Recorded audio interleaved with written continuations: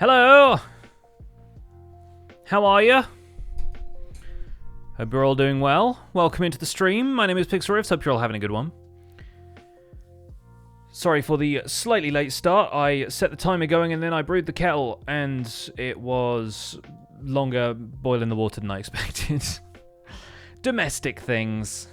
We love them on a Tuesday, don't we? Welcome to Choppin' Tuesday, folks. We've got a hype train rolling already. Thank you so much to everybody who has resubbed. Let's see what's going on here. Jenny B, thank you so much for the 7 months. Magpie with a 15. Still have Mr. Blue Sky stuck in your head and not even mad about it. Yeah, I'll turn the Pearl Ninja Cat thing into a short as well. I'm thinking Pizzicato from Sylvia for that one. Rising Moonfire, thanks so much for the 3 months. Curly Wild Hair with the 10. Jad's here with the 9 months. Poster Nerd, thank you for the 10. 33 months from Elkina Hill Cosmico. Am I going to have any villagers help me with science or archaeology? If so, could I toss my hat into the ring? I have... Sorry, that's my Windows noises. Lumia is acting up again. I have no real designs for villagers this season, actually. It's kind of funny because everybody else is getting stuff done with villagers, and I've kind of distanced myself from villagers just because I don't want to have them hanging around all the darn time. The only reason I might get villagers at this point is to stop so many freaking pillager patrols showing up. But that'll be fine. Let's see. Mischievous, thanks so much for the 8 months. Winnie T. Ford with the 28. Casey gifting a sub. King Kinnan with the 20 months. Milk Dud Bouquet with the 200 bits. 64-bit Link with the 8 months of Prime. And Casey with the 20-month resub. McWeezus, thank you so much for the 1,000 bits. See, I said no thank you to this update, and Lumia is still like, well, I'm updating. And I'm like, come on, guys. Anyway, this is my face. Hello. Hope everyone's having a good day. Sorry, the lights aren't on right now. Let me change that. But until Lumia fixes itself, I may not be able to redeem channel point rewards the same way. So I'm going to try this one more time. Apologies for the Windows noises. Oh my goodness. How's everyone's weekend been? Hope you're all well. It's been a little while since I last saw you. Did do a little secret stream on Saturday night. Played a bit of Pokemon Scarlet. That was fun. Again, probably not going to do that again, but I'm glad that we did it because I had a lot of fun doing it. Is Lumia just going to be entirely broken for this stream? Story of my life. Rattlesnake, thank you so much for the 28 months of Prime. Oh. Okay, that means it's updating. Good. As long as it doesn't ask me to restart my computer at the end of this update, I think we'll be all right. We will see. I have a cup of Bird and Blend Cocoa Cabana Cooler. It is currently brewing. Got some fruit tea, some lovely tropical passion fruit tea. Your weekend has been amazing? Good, glad to hear it. Glad to hear it. Just finished a job interview, mentally exhausted, need a chill pick stream for the evening. Well, hopefully this will be chill. I am working on cleaning up a wither skeleton farm in the Nether, so we'll see how chill it gets, but the vibes will at least be here for you, if not the action, because the action may be a little hectic in places. Yeah, please restart to finish the update. Hopefully not. Hopefully not. So we're just going to chat up top whilst Lumia does its thing. Have a billion assignments due Friday. So you still chose the stream. Well, put me on in the background. Okay, run Lumia. And let's see if it decides to behave itself this time. Don't need the tutorial. Thank you. Yes, I know. Alright, let's try redeeming some channel points. Let's go with Rainbow. Hey, okay, Lumia's working again. Good, good. Channel points can resume as normal. Thank you for your time. So, didn't know there was a Pokemon stream? That's fine. It's still up. It's up on the VOD's channel on YouTube now as well. If you prefer to watch on YouTube, it's over there. So you can check that out. Played like a little bit of Pokemon Scarlet. Got the first gym and the first Titan done. Enjoying playing that still off camera. I haven't got much further than I got on the stream, to be quite honest, because I discovered that one of my favorite Pokemon is in the game. Turns out you can catch Applin if you look in certain trees, and so I've just been running around trying to catch an Applin before I do literally anything else, because I need Appleton in my life. But yeah, aside from that, my weekend's been good. Did a good podcast yesterday. Still haven't got the YouTube version of that up, but it's been a very busy morning. Working on this with a skeleton farm. Finally, I actually get to hop in and play Minecraft. Let's talk about this. So this is with a skeleton farm. Up here we have 3 piglins, which Azuma helped me catch. Azuma actually helped me catch 6 piglins. And then 3 of them died. So let's not talk about that. Instead, let's talk about how this is kind of broken. And the reason it's broken is one of the things we need to clean up. This circuit here, for whatever reason, is bad. And I think it's because, even though it looks like there should be more space, the slime block below this is just... Where am I? Just went entirely the wrong way. The slime block below this stays extended. Like, this piston has issues. And I thought it just, like, needed regular block updates. Turns out, there's a blaze here. Why is there a blaze here? This is one of the other things I need to clean up about the farm, is spawnable spaces inside the boundary of the Nether Fortress. But anyway, we can remove all of this. I was using all of this to, like, basically bud this piston. Turns out, one of the pressure plates up here is causing it the issue. So, once all of the wither skeletons are cleared out, I should just be able to replace this block here with a slab, because the block doesn't need power from the pressure plate, and I think that's what's causing it to power this. I might even be able to remove that. But I think it was getting power from that block above it through the piston head. So if we remove this and replace it with one of those, and then reattach the pressure plates, that should still function because it's powering that block. And then that slime block should do what it's supposed to do. Okay? Okay. Stellaris Lex, thank you for the 11 months. Probably shouldn't have dug down like that, should I? I've got some fire resistance potions. Would help to have one just, like, on me in general. Anyway, farm's pretty productive. As you can see from this selection of wither skeletons. And we have 11 skulls in here already, 41 in the item filter, and a lot of bones and coal.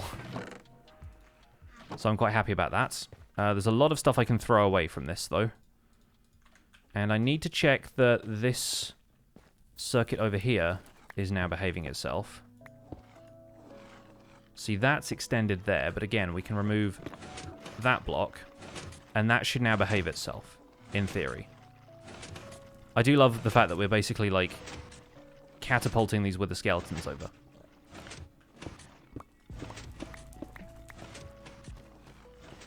And the other plan here is to make sure that those wither skeletons have line of sight to me while I'm standing here at the platform, and then we won't need another piglin. But these piglins up here should now be doing their job of luring wither skeletons in. There's a couple of spawnable spaces around the farm as well, which is, again, still a concern. But overall, it's not too bad. It is a wither skeleton pinball machine. Yeah, that's what I built here. I will need to go back to the overworld in a bit, because I need some paper for more fireworks. I've got the gunpowder, I just need the paper. But if we go up here and then come back down, we should start to see a lot of wither skeletons spawning in the farm. They all sort of get caught up over here, which is weird. They shouldn't do that too often. I think we might just need to, like, unjam them a little bit here. Oh, I see what's happened. Oh, no, I don't see what's happened. I mean, I know why they are there, but they should just have enough momentum as they're running towards the piglin that they just end up falling down the hole anyway. I might be able to fix a little bit of that by just adjusting a couple of things. Because ideally, I haven't built this farm to any one design or specification. I've kind of been making it up as I go along. But, and yeah, they're currently standing on those. Oh, and this isn't working again. Why?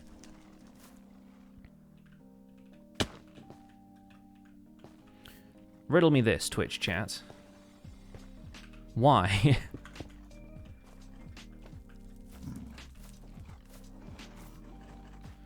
Why does this slime block keep getting... Because this is not powered. Like, this pressure plate currently has nothing standing on it. Why does this keep getting stuck on? Like, it needs budding. Like, it's getting bud power from somewhere, but I don't know where.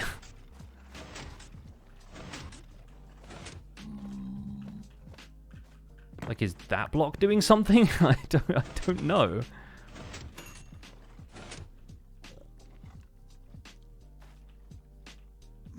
Like, is it this? Like, that block?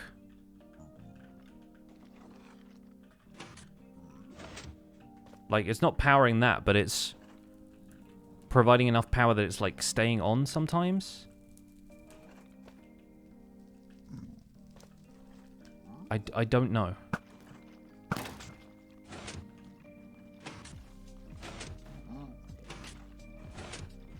Yeah, it's like something isn't getting an update, which is weird.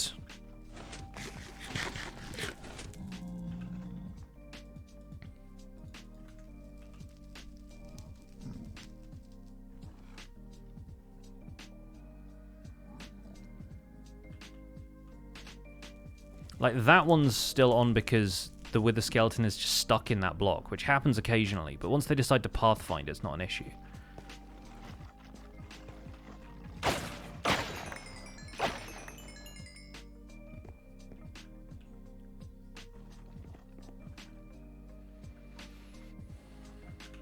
Yeah, it's weird.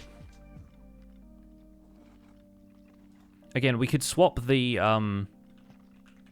block that the redstone dust is on for a slab as well. That could work. Because then that won't conduct power.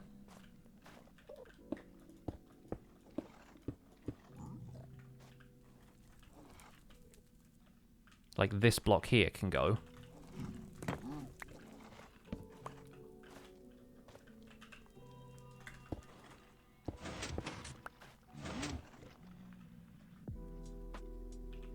Because all it's got to do is get power to that block. So that should be fine.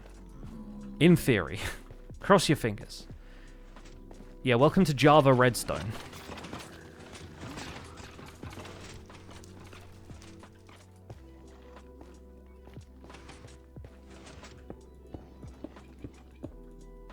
Yeah, it's done the same thing here as well, so we can take that out.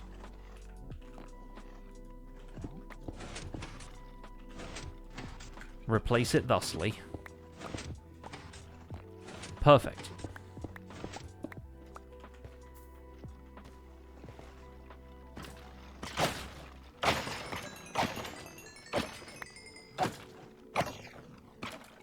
And now, in theory, yeah, those guys turn around and see us. We need to do the same thing with the guys over here, so that they'll all run into the center of the farm.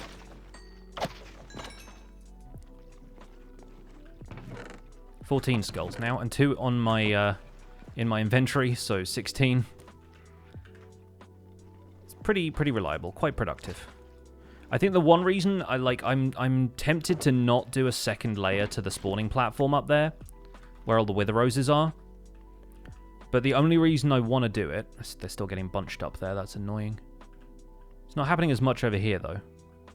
I can't sleep, Jimmy. I'm in the nether. The one... How are you standing on that and it's not activating this? Oh, he's not standing on it. The wall is connected. Okay, I need to fix that. Yeah, this is what I mean by with a farm cleanup.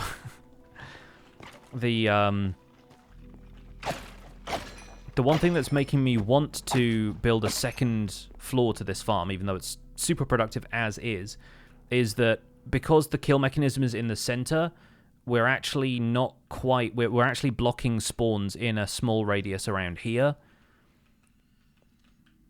Because we're too close to it. Like, the spawning sphere has to be 23 blocks away. And so we're kind of blocking spawns in this section of the farm. So if you build a layer above that, you'll end up with a lot more spawning in the center of the farm too.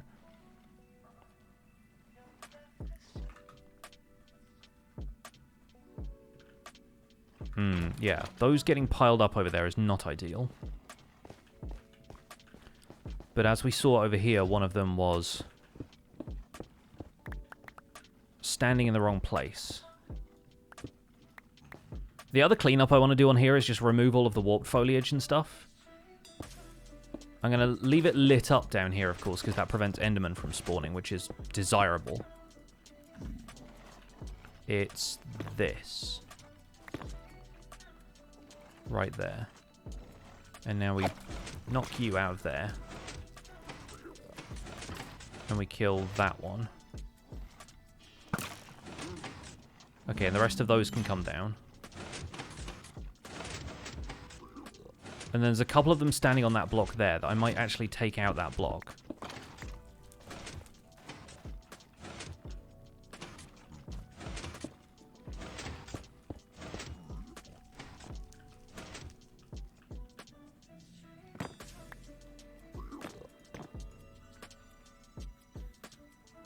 Because they normally just take a trajectory like this, down that way.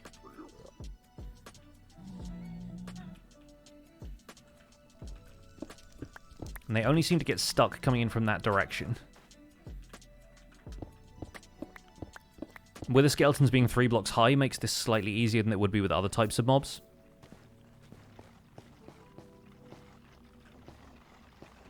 Low-key, thanks so much for the 3 months. Why are we shuffling them like a taffy mixer? Because it's faster getting them to the center of the farm that way.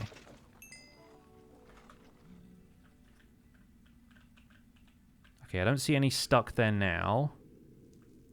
Don't see any stuck here either.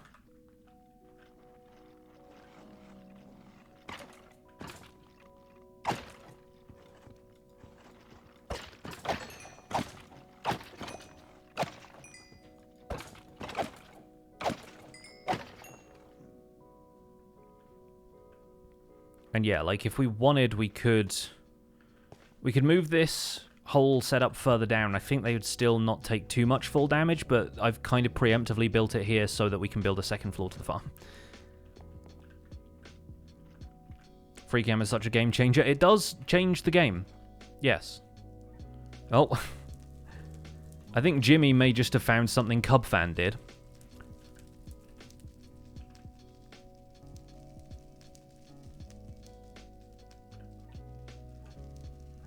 Okay, that's all working fine. Yeah, I think some of them might have just gotten stuck up in here, so I want to... Oh boy, yeah, there are some there. I kind of want to give them line of sight to me here at the kill area, just so they can see me get mad at me. But not actually reach me. Whoa, hello. Where do you come from?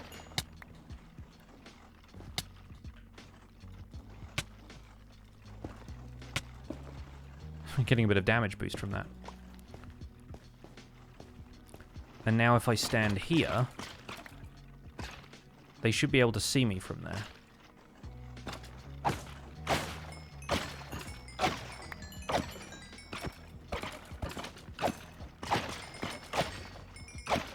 Also, it is kind of annoying when there's a ton of them in the farm and they all pick up the skulls from each other. Because then you effectively have to clear out what's left in there for the one wearing the skull to drop it. Oh, you're going to be a problem, aren't you?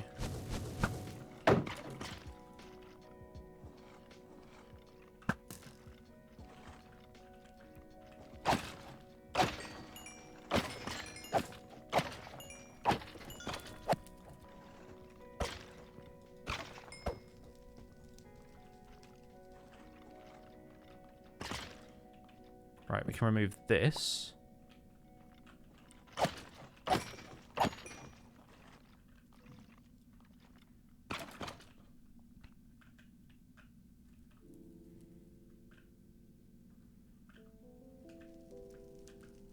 There's still one blaze in there. I swear there's like a couple of these blocks that don't have wither roses on. Like, I'm pretty sure there's one there. It's kind of difficult to tell because sometimes because of the randomness of the pattern and Fwip's extra textures, there's quite clearly a couple of gaps, but there are some places that look like gaps which aren't. I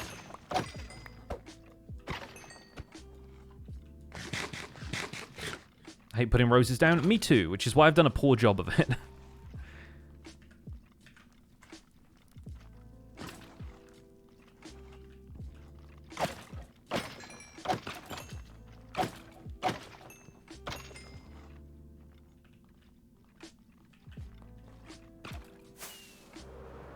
Alright, if I go all the way out here, despawn anything that was spawning in a radius around us over there.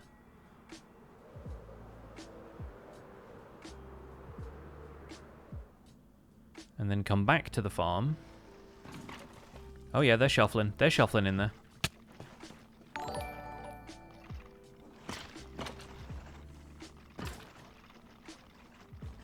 Shadow Star, thank you for the 15 months.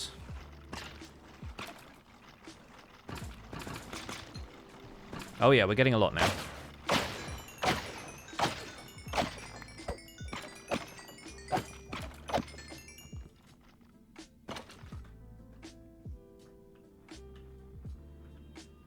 Not seeing any more blockages. That blaze is still hanging out there. But yeah, it seems like the slime blocks are operating as they should do now. And those skeletons are seeing us.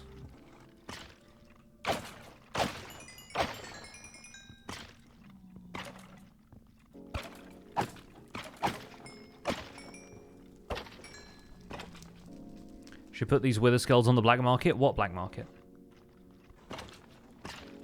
Is warp better than nether wastes? Yeah, because warp forests only spawn endermen, and the mob cap for endermen is like, I mean, the mob cap is not quite the right way of putting it, but there's like a spawning chance for endermen is much lower than spawning chances for other types of mobs. So a lot of the time you'll find that endermen spawn very infrequently in warp forests. plus the fact that the light level around here is higher because of shroom lights, and the foliage is quite dense, means that you don't get really many enderman spawns here at all. So fortress spawns are always off the charts. Like, Soul Sand Valley is also quite good because the same rules apply to ghasts and skeletons there. But the problem then becomes dealing with ghasts and skeletons. And endermen are neutral mobs, so you don't need to worry too much about them unless you look at them, right?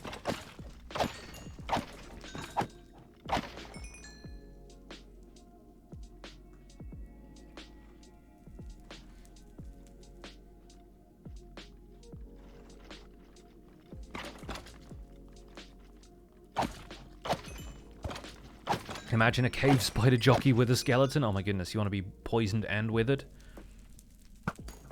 You finally decided to show up then. Get out of town. So the fire there should not be a problem, because wither skeletons are fireproof, and... I mean, most nether mobs are fireproof generally. The only other problem I spotted with this before was that occasionally some skeletons would get stuck on those blocks there, but they don't seem to anymore.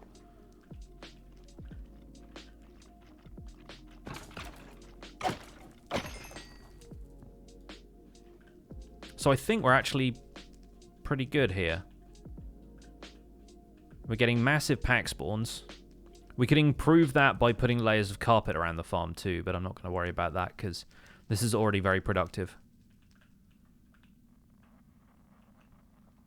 But if we look at where they're spawning... Oh, there's a couple stuck over here now. Oh, they're in the slime block now. Ugh. Oh, I hate that.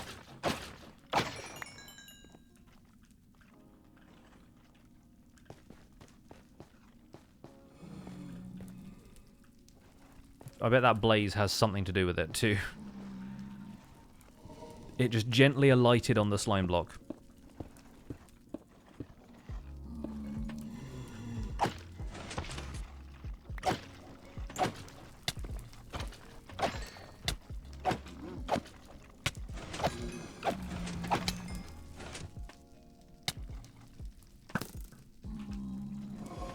Let's put that back real quick.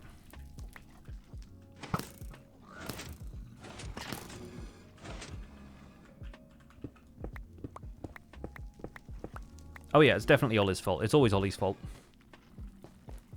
Do wither roses increase the wither spawns or just reduce the other spawns? They reduce the other ones. And if only wither skeletons can spawn, then it does spawn them quite frequently.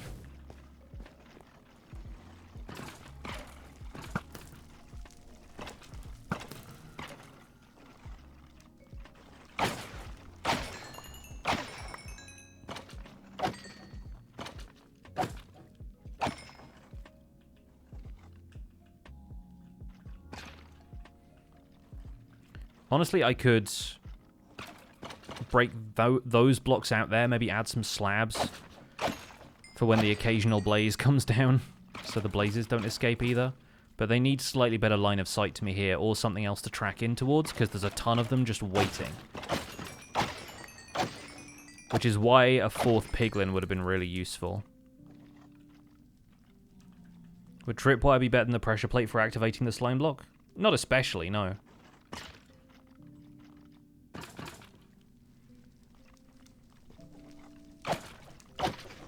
Do mobs get pushed away by sticky piston? Or they get pushed one block, but a slime block will actually, like, fling them. The same way it does with items and stuff.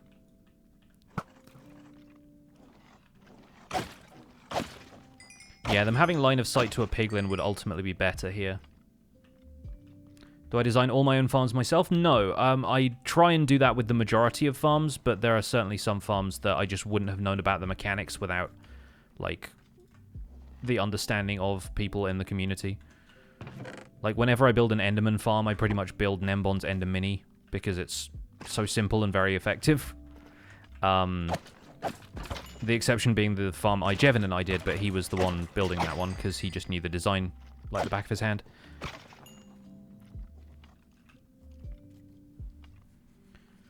Love and hate farms at the same time. You can do everything right, but there'll always be something go wrong. Of course, but, you know, such is the way of things, and a lot of these are really worthwhile designs.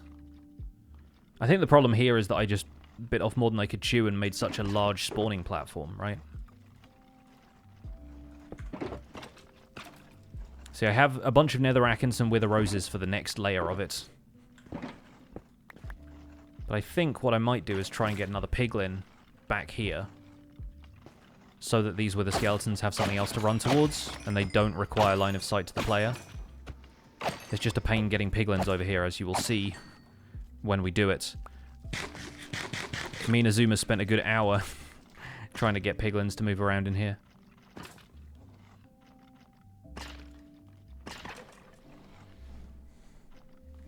Any advice on making my passion my job? I mean, make sure you can support yourself. That's the most important thing. Like, I was still working not like a totally traditional job. I was working, like, remote, like, customer support for a software company. I need to go and get more fireworks and food, so we're going to leave here anyway. But yeah, I was still working a regular job back when I realized that YouTube was making me more money than other stuff was. And so I think, like, destroying the fun is one thing, but it becomes more fun when you realize, hey, I can do this for a living now. Like, there is a certain amount of thrill in that.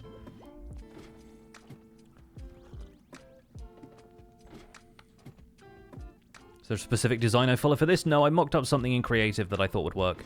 And for the most part, it did.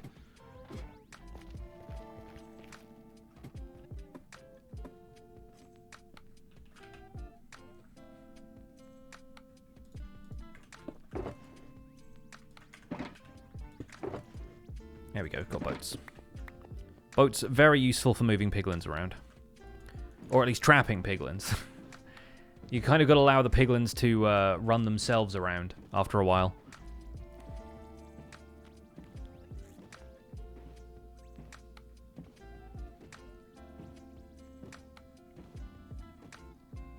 They should allow a wither boss to rarely spawn on wither roses? Yeah. I'd rather they didn't.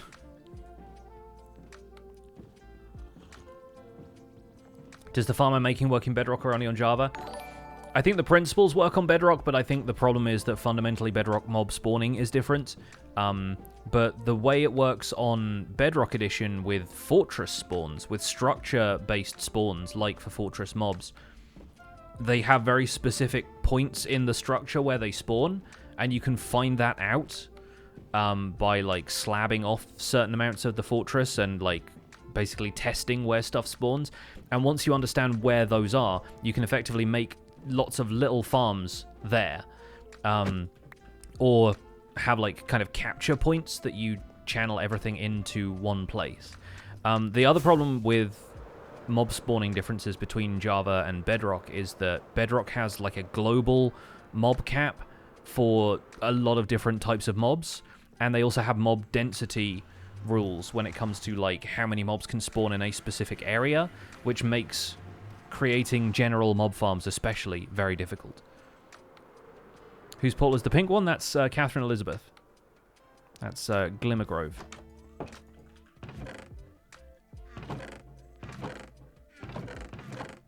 Okay, I need to go and farm some sugarcane, I guess. And do I have any golden carrots here, or should I go and buy some from the villagers? I've just eaten so much food because of how much damage wither skeletons do. I've had to constantly regenerate my health while I've been around. Yeah, I'm still using the hole in the wall for some things. Like, my storage system is good for, like, bulk storage, but my bed is in the hole in the wall, so a lot of the time I just naturally go there at the end of an in-game day anyway.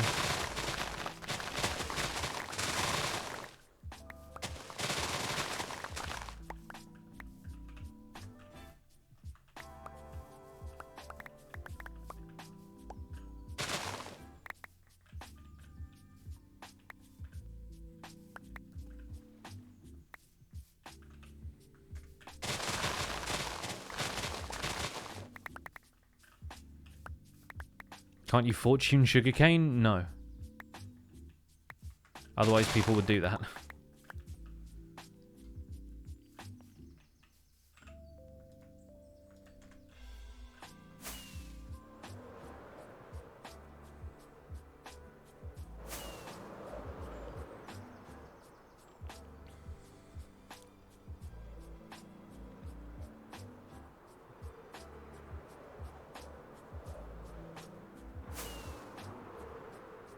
Gonna try and be as far from my base as possible when the sun goes down.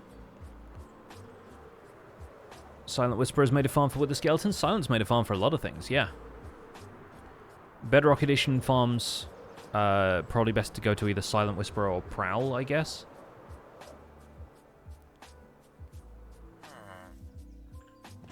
Just gonna steal this guy's bed. Well, that's just... Jax Gadget Girl, thank you so much for the 23 months. True Purple with the 45 earlier as well. Thank you so much. Ave Ave with the 19 months. I think I'm all caught up.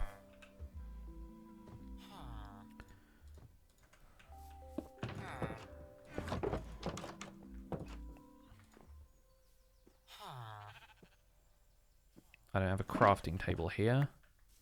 Oh, there's one over here. Yeah, I put one over here. Right. Paper. And fireworks. Not that. This.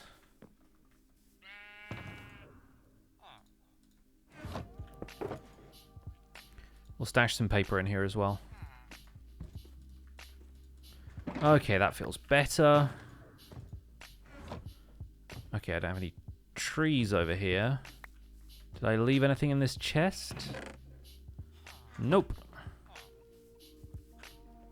There's vines there, but not saplings. Can I sell them anything that I've got here? Probably not, right? No, they don't buy, like, bones. They buy iron, but I don't have those types of villagers here, really. I've got, like, one. Go and get some wood from storage. Now that it's daytime. Wither skeleton farms are the same as Java now. They made it so they only spawn in wither roses. That was missing for ages. Oh, cool. Okay. Nice that they've brought some of that stuff together. Minor spoilers for Rendog's episodes if you haven't seen it. Ren's house is looking lovely over here on the island. It's a good little island too. I'm glad he did something with that.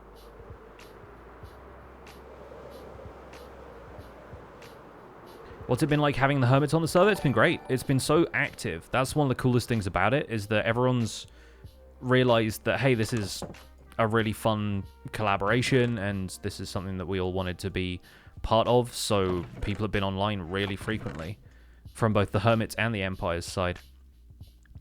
And it's not like the server was absolutely dead beforehand, but I'd get on in the mornings and I'd be like the only one online for 4 or 5 hours, because half the server's population is in the US, so adding in a bunch of the hermits means that we got some people from Europe logging in, and, you know, a lot of the time we get some fun bits and pieces happening on a daily basis.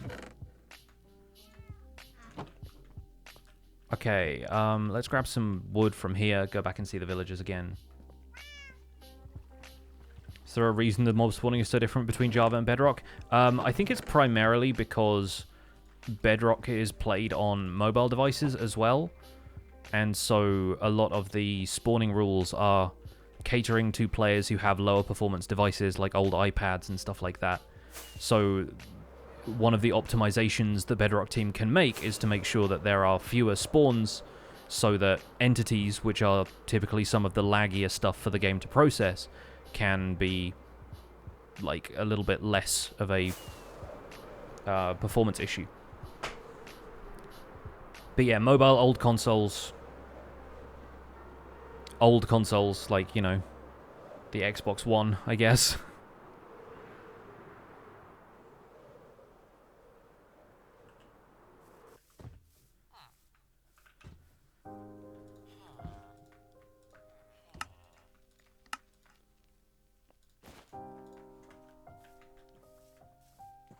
Calling the Xbox One old makes me feel old, I know, right? As somebody whose main console was a PlayStation 2 for a while, I entirely agree with you.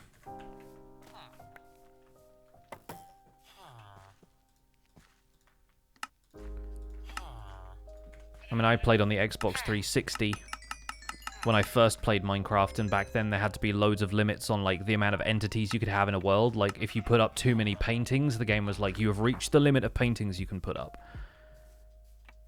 It's kind of like being back in university accommodation. Don't put posters up on the walls. It's enough. You'll chip the paint when you take them off. The old Xbox One console that you can still purchase. I mean, yeah, sure. It's not like the current Xbox system anymore, but you can still buy them, sure.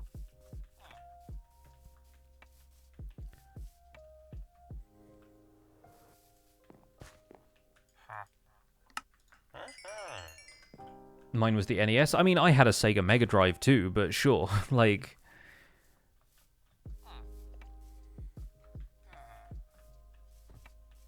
Still have an OG 360, but you play Minecraft on PC. If your 360 still works, congratulations.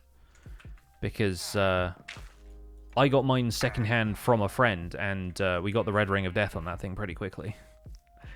I'd say within 8 months it was dead.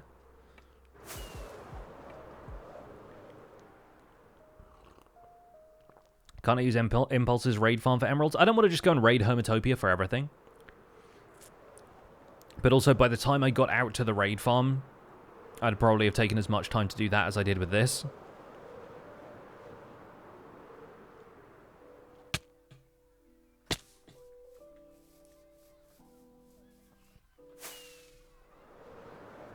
Always had power supply issues with the 360? Huh, yeah. I didn't used to play it, like, a whole bunch. I just played a lot of Minecraft on it, really. Played some of the Mass Effect games on it, I think. Alright. We'll throw this back in the storage. The road around here is a giant mess right now. And if Joe hasn't put in his videos yet, you'll see why. in upcoming episodes. Right. Let's head back to the Nether roof. Let's go back to the fortress. And let's see about getting ourselves another piglin for that space. Should be able to do it with what we've got here. It's a bit of a pain moving them, but that's all, really. You got yours during the time Microsoft was offering Red Ring repairs? Yeah. Wonder how much money that cost them.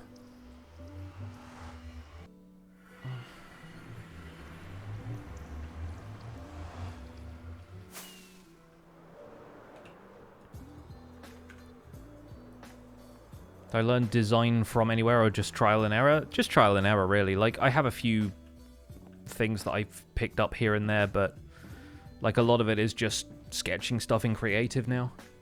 Obviously, I learned building in Minecraft from folks like BOO, like just watching other creators, see what they do with things.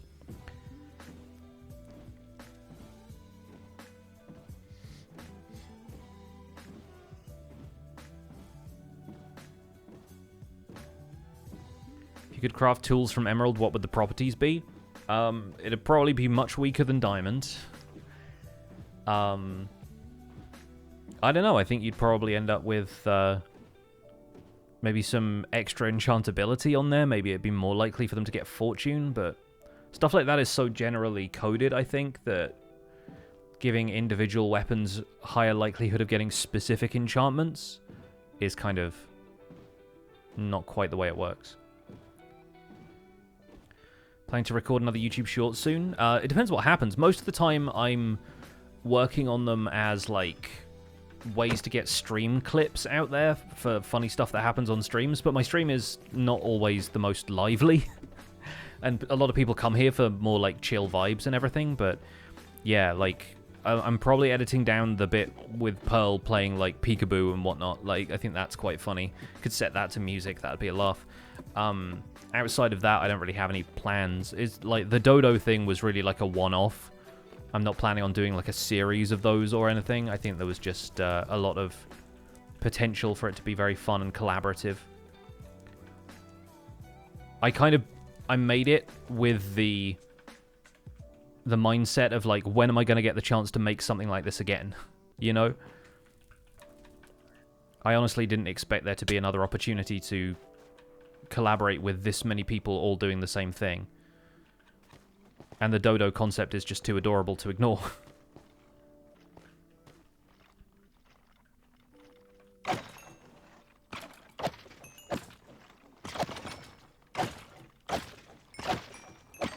Yeah, I think the main problem with the player being down here as the bait is that the Wither Skeleton's line of sight is mostly like 3 blocks up and looking around them instead of looking down.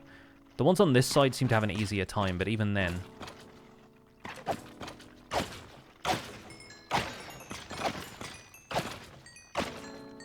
The bounding boxes show with flowers? No, flowers are a block, not an entity, so...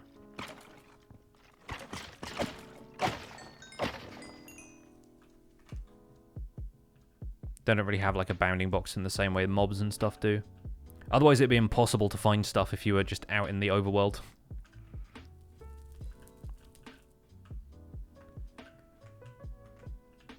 This lot have gotten stuck again. Why? I don't get what is doing that.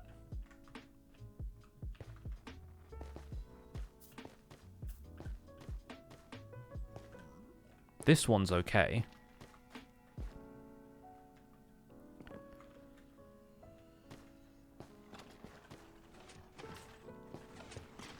I feel like I need a redstone clock or something over here constantly delivering a block update to this piston. Either that or I need to run the piston off a clock instead of that pressure plate. Because this, for whatever reason, keeps getting stuck. Oh, wait, no, hang on. That time it is getting stuck because there's something on it. That's different. But again, that does lead to it getting stuck. So perhaps I should just run them off of clocks.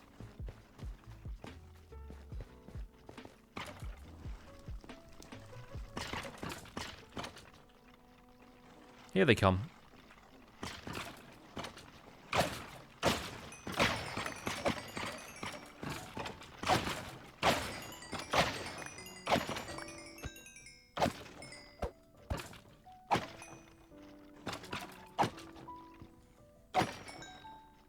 What is the hitbox command? F3 and B displays hitboxes.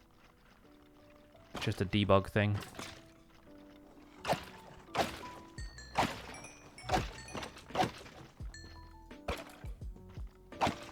Yeah, putting a piglin right above the killing chamber seems like the logical move, yeah.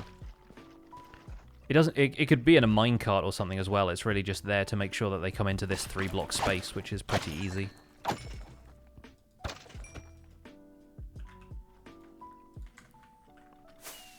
So for that, I turn to this bridge. And this little arrangement of slabs that Azuma and I put together. There's a pre-release for 1.19.3? Nice. That's cool. I was wondering if anything was going to come out these next couple of days. What do I think of the rainbow carpets in the Nether that X did? I mean, we had the idea a while back. He just kind of came up with a stronger color code for it all. But yeah, it's very helpful. Having a guide to where everything is probably more helpful for the hermits than it is for us, because we all sort of knew where everything was. Ghast despawned. Coward. Let's check around here and see if there's any piggos. We were just running around this spot in the Nether and baiting any piglin with a sword towards us. Looks like we got one here with a sword, another with a crossbow. I'll try and take out the crossbow guy so that he doesn't follow us. And the other one can.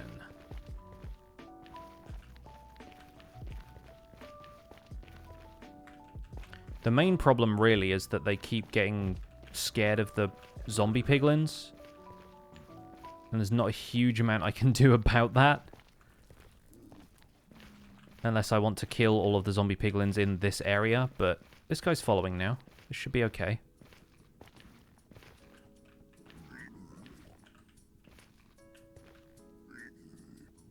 Alright, yeah, cool. Yep, he's following. Okay. We're on the move.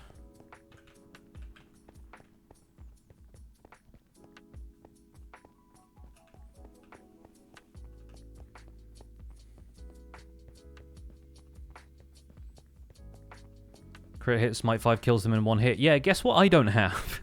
A smite sword. I have a netherite axe, but even then I don't think it's quite enough. Okay, that just ignored the boat entirely. Fine.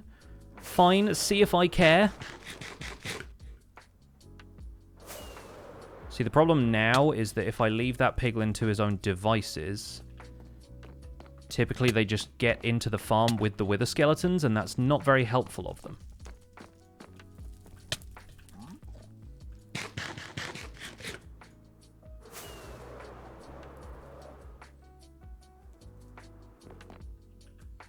Okay, he's in the boat now. Good. Yeah, sometimes a wither skeleton pack spawns there, and then they just leap into the farm. We already lost one that way.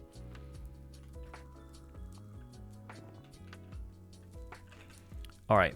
They don't need a name tag when they're in a boat, but I'm not certain I'm going to keep them in a boat permanently, so let's do that for now. And then in terms of where they need to go, it's really just down here and over a little bit to, like, here, basically.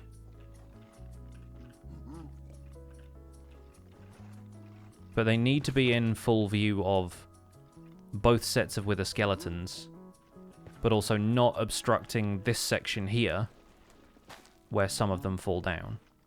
So it might help to have the guy be, like, back here, maybe? And just open this out so that there's better line of sight.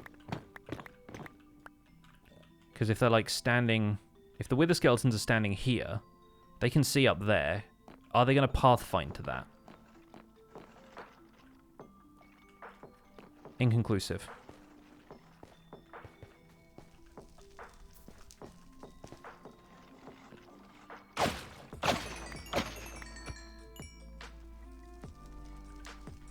It's a very complicated coal farm, yes. Very productive, though.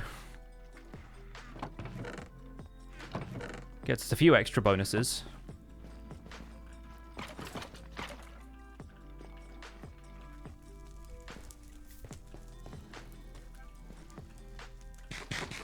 I'm still hearing a blaze up there. Yeah, it's up there. Cool.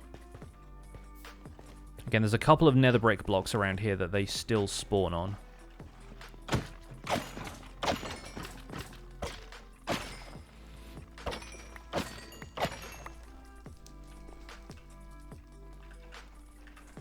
I also want to set up a trash for this.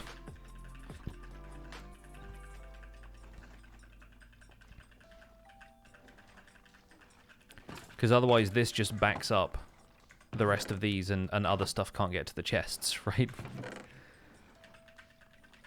So we'll have that spitting out into lava or cactus or whatever. Because I don't really see the need for... Like, I can come in and compact all of this stuff.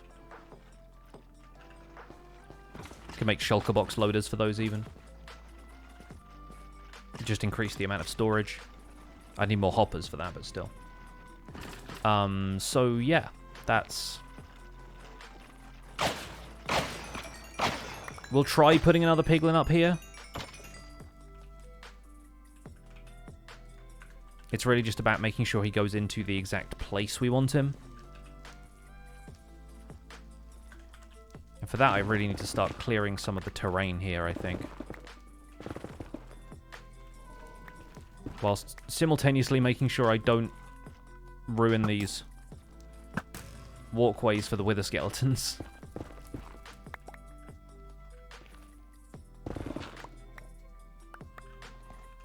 So a piglin like here is probably the best thing we can do, right? Like on this sort of level. Because then if it looks this way as well...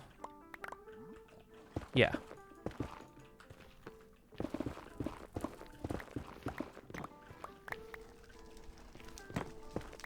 Let's open this up to break that.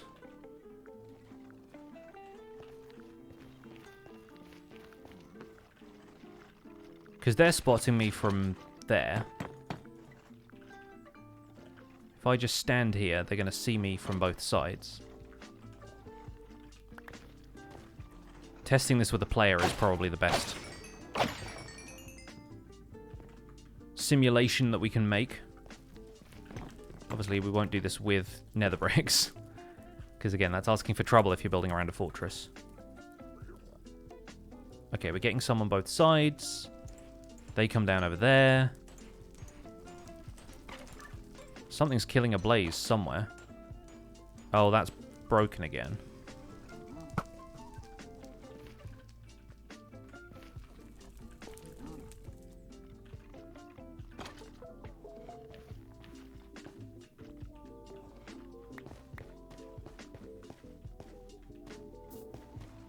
Would it be easier to just lock Ollie in that spot? I'm not going to put the man in jail again. He's had a hard enough life. There's so many skeletons there. I should just put those on redstone clocks. Like, the pressure plate thing is just going to be too difficult. I mean, not difficult in the sense that it's hard, difficult in the sense that it's misbehaving.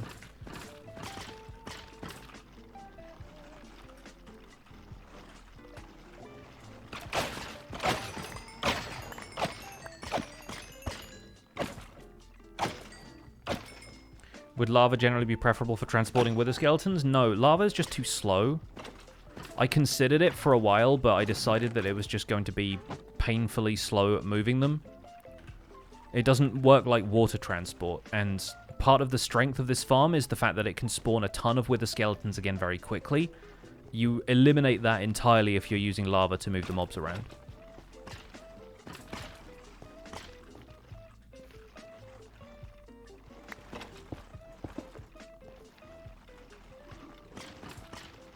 So yeah, a player here.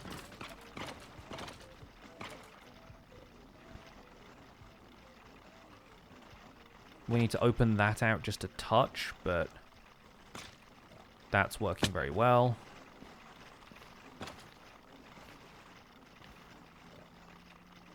Yeah, as long as they can come down there, which seemed to be the problem before, is that they fall at a certain frequency, they end up damaging the productivity of the farm. But overall, that's pretty good. I would, of course, fall into the enormous pile of swords. That's 43 now. I've got all these bones and stuff as well. Yeah. Lock those away. Yeah, so we'll try and get the piglin into this space here. I think the best way of doing that is going to be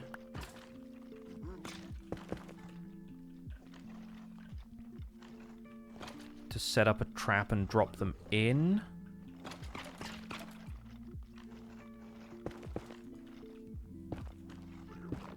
So set up like a box around here, basically.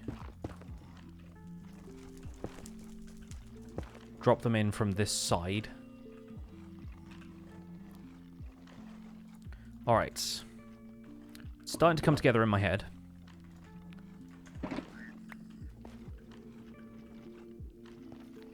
I think I might let them out of the boat and encourage them to follow me down here. If there's a decent way down.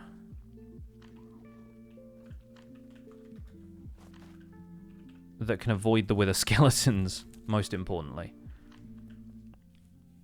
Are they up on that bridge there? I think that's right.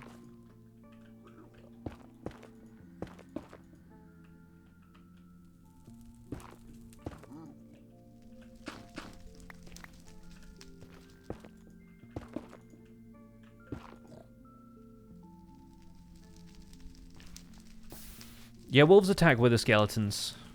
The problem is you have to get the wither skeletons down to, like, one hit so that the skeletons don't attack back and then wither the wolves.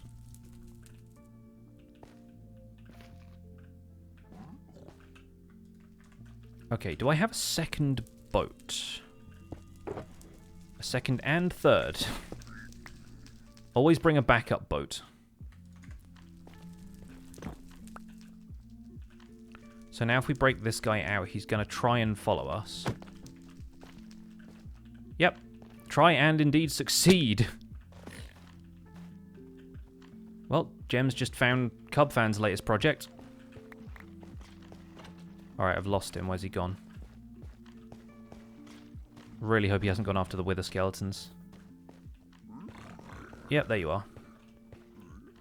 Are you not coming down? Ah, okay. We found the limits of their height.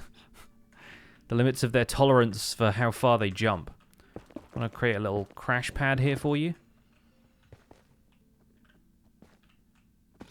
There you go. You made it anyway. You're on my turf now. Hey. Come here. Get in the boat. Thank you. Okay, so now we need to create some way of bringing them up here to this spot.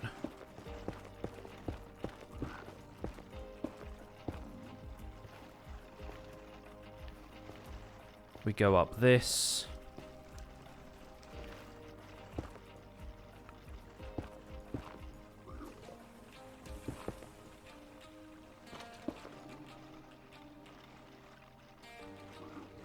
And I'm going to block this off temporarily to make sure they don't just notice the wither skeletons and jump in there instead.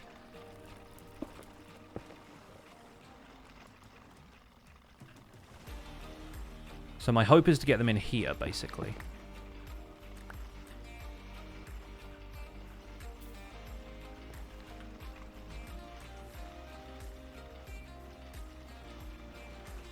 I can probably grab a trapdoor or something if that will make this easier.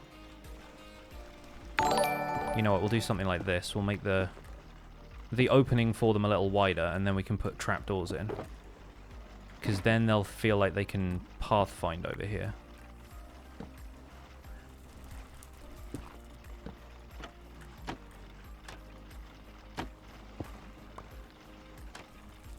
And then they'll get mad at the wither skeletons. But it's fine. Okay. That's the plan. At least we have a plan. We have a boat as backup in case this goes horribly wrong. But we're going up here.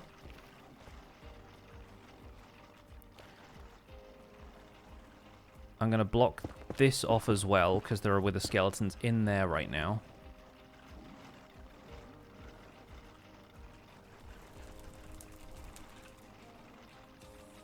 And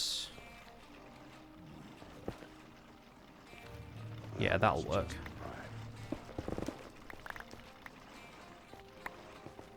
I keep picking up these darn swords.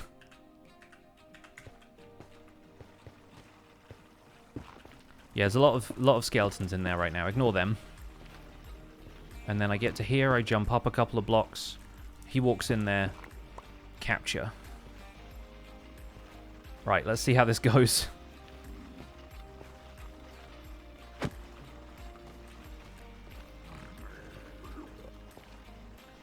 Oh, there's a path up to me. You can find it. I believe.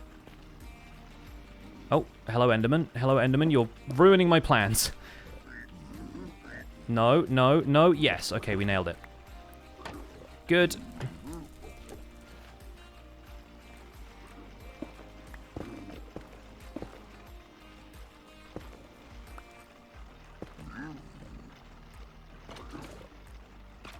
Okay, they're still looking at me.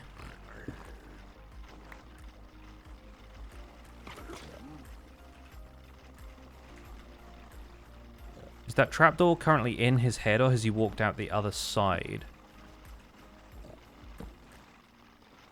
Because if we just do that...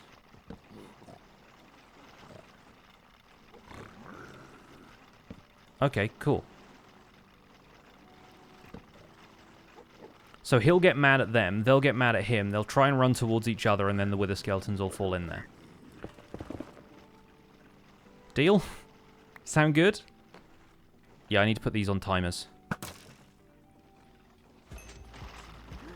Because that happens. Oh boy. Right, now if they're ignoring me... Yeah, there we go.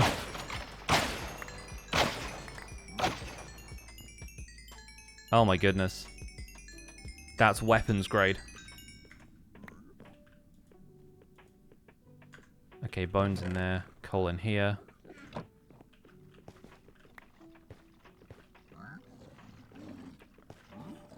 They're milling around a little bit up there. Well, I think I might need to try and contain him in a 1-block space so he doesn't move around. Rotation, thanks so much for the 16 months. Beavis with the 6. Zemo with the 8. Archeo Plays, thank you for the raid. Sorry, I was concentrating on moving a piglin around. I didn't see you come in. Thank you so much for stopping by with your folks. Hope you had a good stream. Okay, this piglin is going to be a menace. Should name him Dennis. Okay, we got him. We got him in a 1-block space. Perfect. Oh, I love it when a plan comes together. And he's going to be mad at me, but he's got every reason to be mad at everything else that's coming down the pipe. Heck yeah.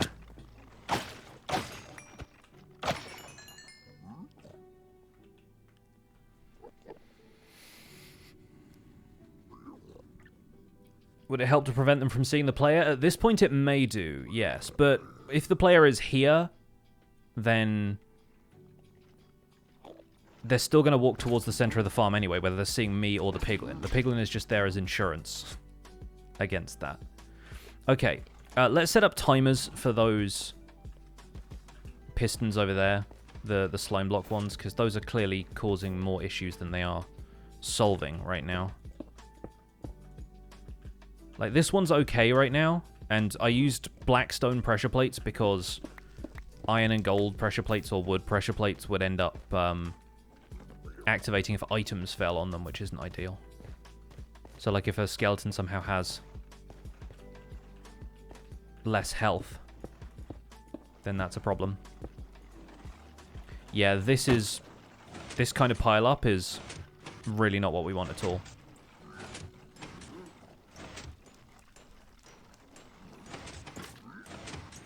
Some people were asking if tripwire would be a good alternative.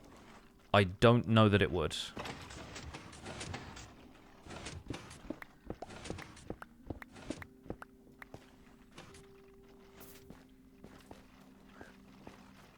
Because in theory, that's just going to do the same stuff that the pressure plate is doing right now.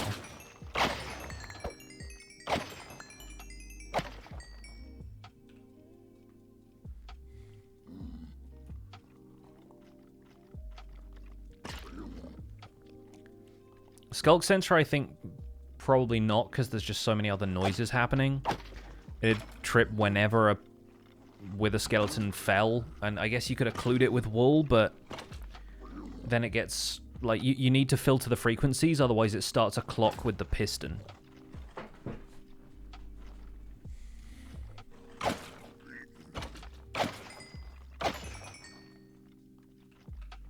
But I mean, like, maybe we just use that clock, I guess.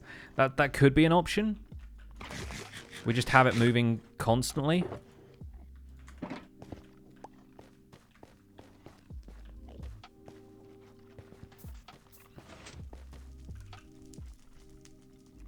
I guess you don't have to worry about it getting stuck on. Like if you just did this.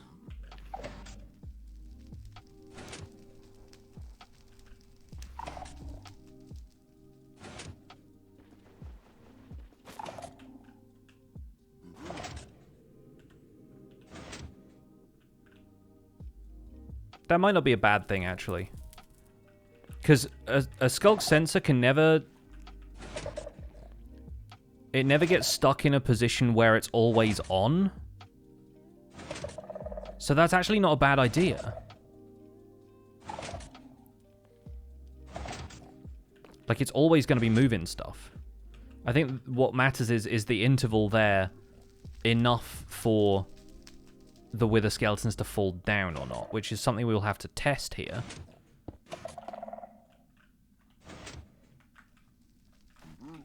Can't pick any of that stuff up, I've just got a full inventory right now.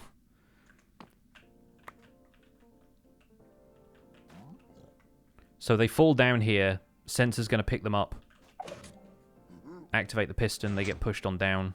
Sure. Yeah. We'll give that a shot. Can't hurt to try. What about a second slime block where the redstone is? Then that eliminates the redstone. And the pressure plate can't output to the piston that way. Like, it won't just send the signal through a solid block to whatever's on the other side. At least I don't think it will.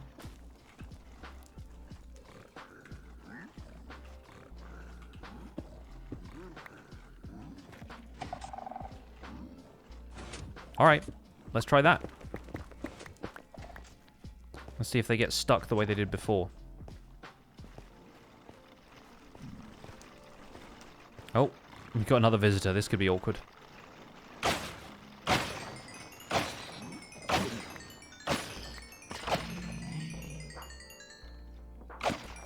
Don't think there'll be too many other zombie piglins in the area, but some of them might have spawned in the Nether Fortress blocks. Well, they're coming down this way at least.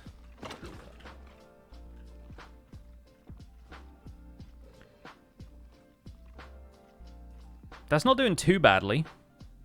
They get caught for a second, but then they still get pushed, so it does kind of like self-clear.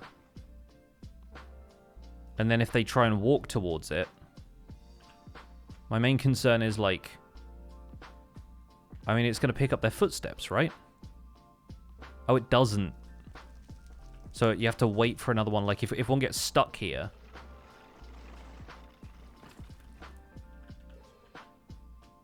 then it's just going to stay there.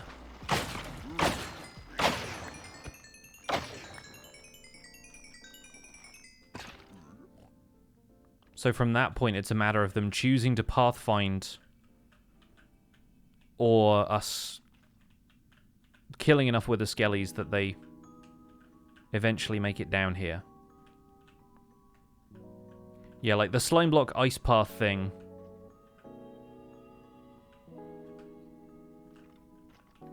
It should work out okay.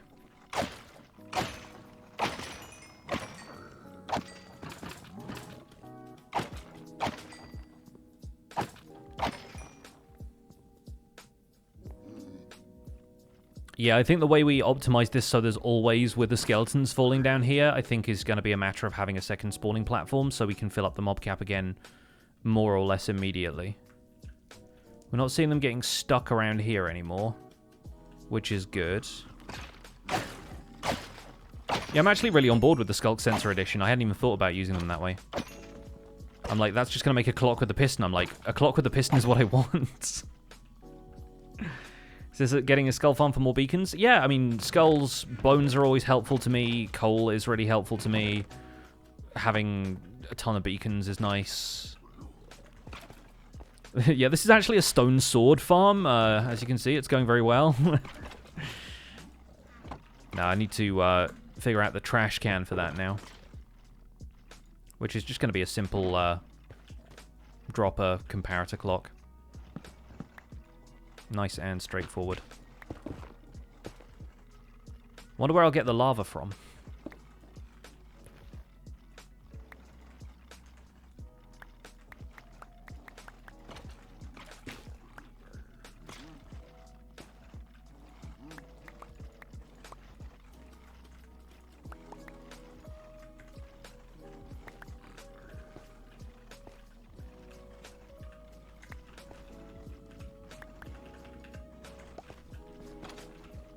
Okay, we'll throw those down there. We'll do this, and let's see. Let's get the redstone box back out. Oh, it's over here. Never mind. We need comparator. I'll do this with mangrove just so I know not to remove it in a second. Solid block there.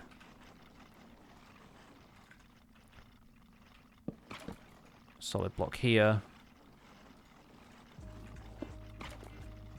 I guess like target block there even. I don't have one of those, so.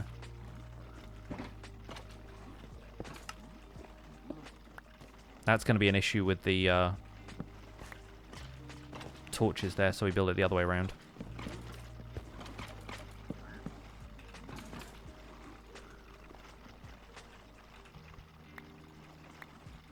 Constantly picking up more swords. Swords, swords, swords, swords.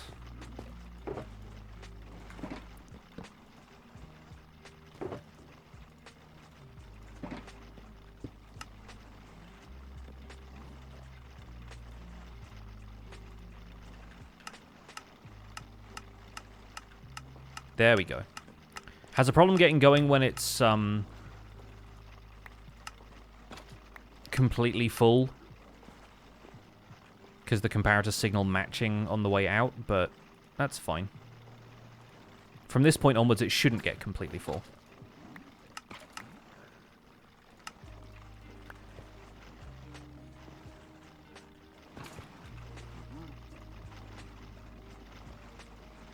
Alright, the question is now, do I have a bucket anywhere? I've got some iron I can use.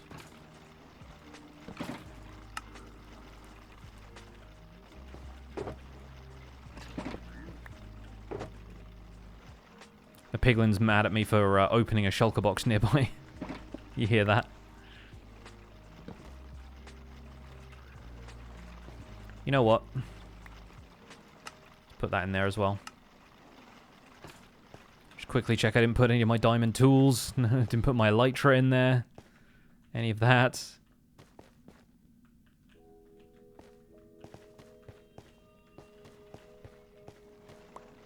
So glad we don't have fire spread on this server. Little stridey boy.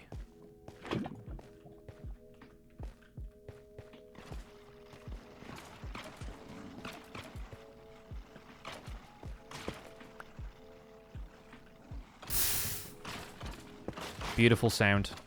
Love it every time. I think they're actually entity cramming in there now. That's good news. Although, to be fair, I did just leave it running for a little while, but... Yeah, look at them go. Look at them go. They come straight into the center of the farm now.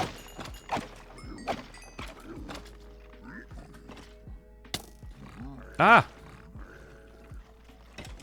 I've been shot!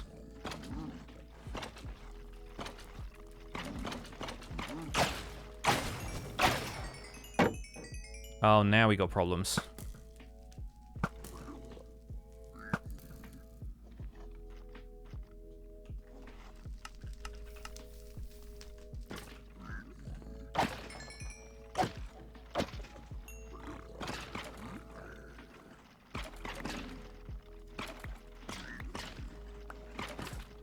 There we go.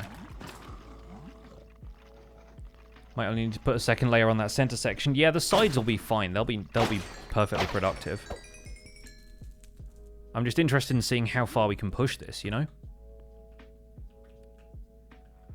And you can do up to 3 layers on these crossroads, but I'm like, I don't need that. Not in this farm.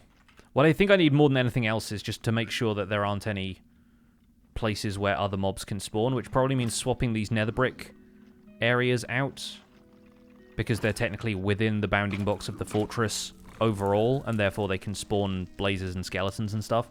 But there are a couple of other spots around here. Like, look at this. Where was that guy a second ago?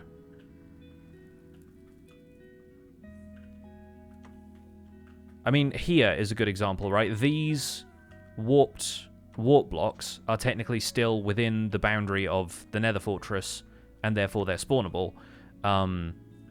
There's a lot of stuff like that around. Oh, I'm so happy those piglins are okay. That was one of my main concerns at this point, was making sure that the piglins were going to stay there safely. Can you filter out the normal skellies? That's what the wither skeletons are supposed to do. There's just a couple of points in the farm where nether fortress mobs can still spawn, and I'm trying to eliminate those on this stream. That's part of the cleanup that I'm trying to do in the title today. But the fun part is, once we get all of the wither skeletons down here, once the farm has produced enough of them, if we just leave them here and we're within a reasonable distance, they basically act like a mob switch for the rest of the area. So as long as they don't despawn, we can actually do a fair bit with them. We already have 53 skulls in here, which is pretty good. And 41 in there, so we have like a stack and a half, basically just sitting in the farm right now.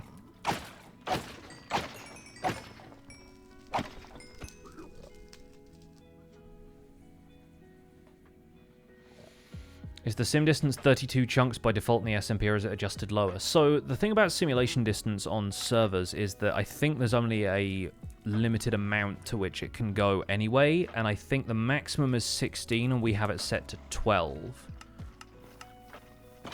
Because you can't run it on as high spec on a server as you can in a single player world anyway.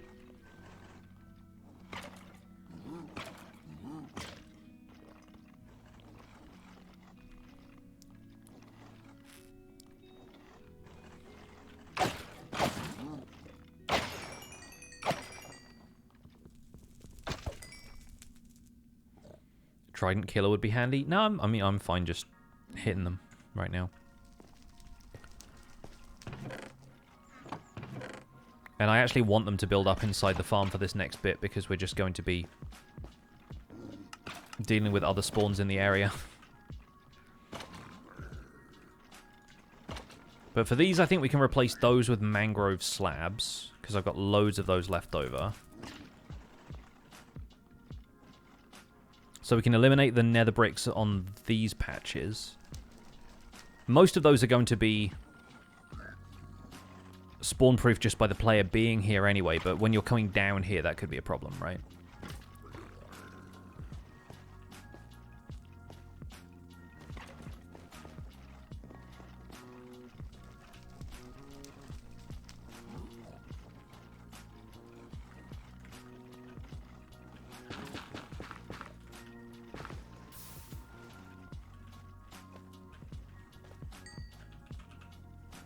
So I think let's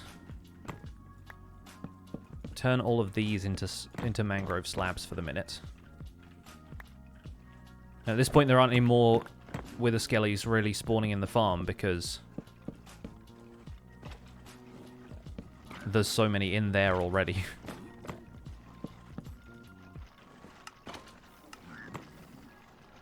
It's trashing a couple of the nether brick blocks that are falling in, but that's fine. Oh, almost broke that out from under that guy. Come over this way, mate. Thank you.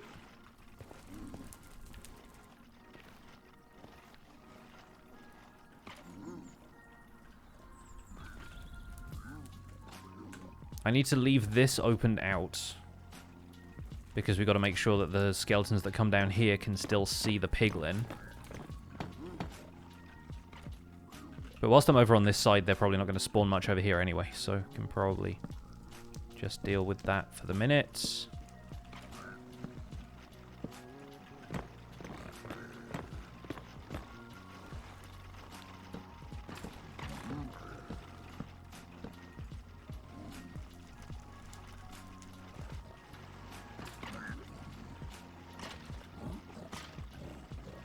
So that's that part taken care of.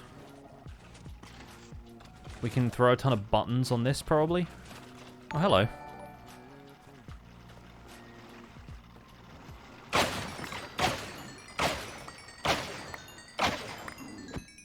Dream96, thanks so much for the 22 months. Appreciate that very much.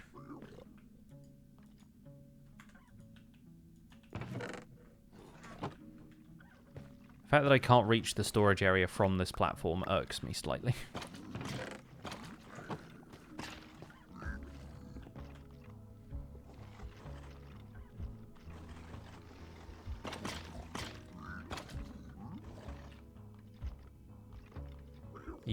You're the problem. Yeah, eventually they decide to pathfind down here anyway, so it's not the biggest of issues. And there'll be some others that get pushed down there by the slime block anyway.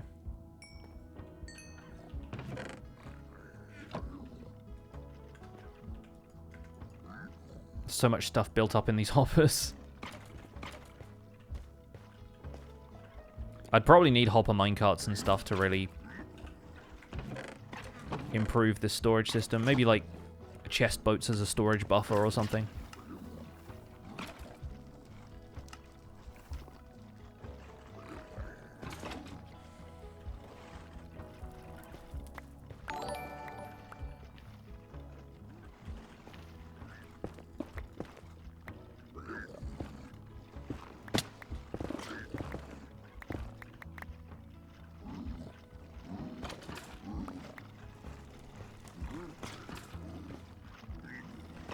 Okay, that's that part done.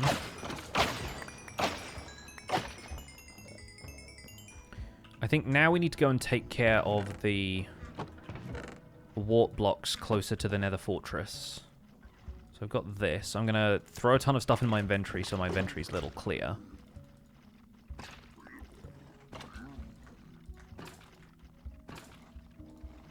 Oh, that already feels better.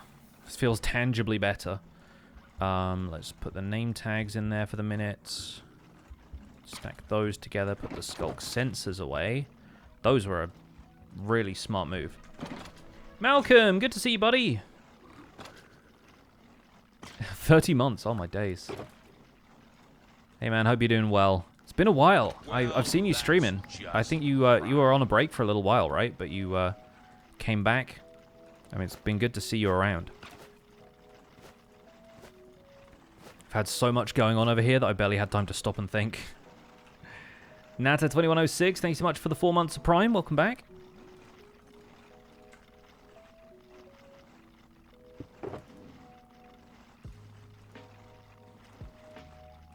I'll put the levers in there. We'll put the mangrove stuff back in this box. Well, that's just prime. I can probably put that boat away, probably. Sue me in a minute when I need a boat. Been real sick a lot more than usual lately. Oh, sorry to hear that, man. Hope you're feeling better. I mean, hopefully you are if you're back to streaming. Obviously, it's winter time, so it's like flu season and everything. COVID's still not completely gone. I mean, I don't know if it's ever going to be completely gone, but you know what I mean.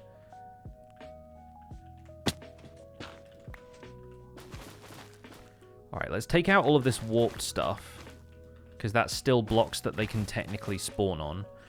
I'm going to take out the shroom lights and stuff as well, because you can't see it as much because I've got higher gamma set right now, but that's probably going to affect the farm a little.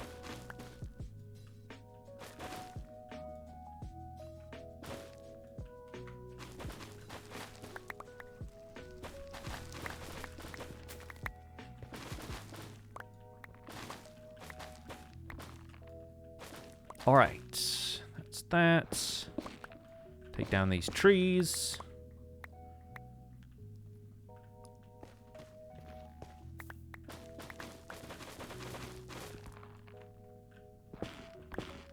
Does the warp not count as leaves? No. No, it's a solid block. It's not technically like a leaf block. It doesn't have transparency. It is spawnable. Doesn't decay naturally. None of the benefits of leaves, basically.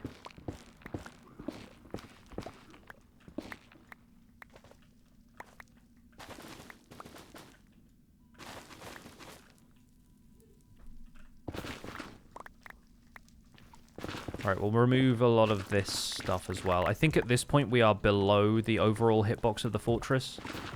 Really wish I'd bothered to install, is it Mini HUD that shows you, like, the bounding boxes of stuff?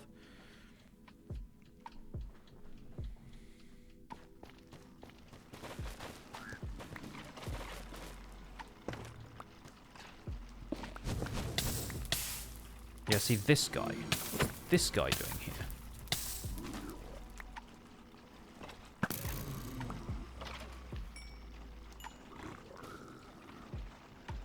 Hello.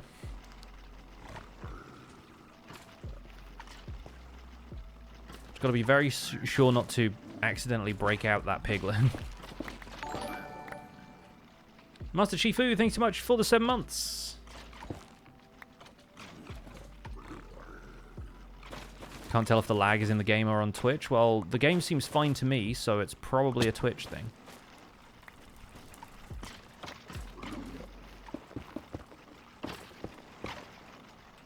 Although I have got a lot of wither skeletons here, so... Did you see that? They hit me through the corner. That was entirely unfair.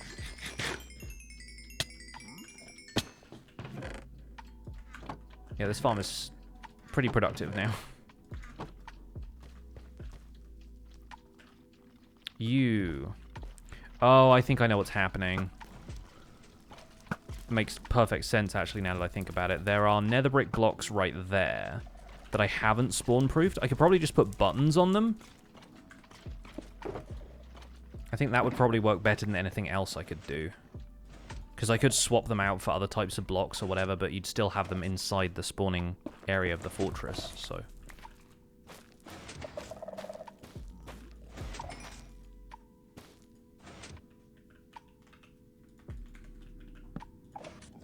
So, like, there...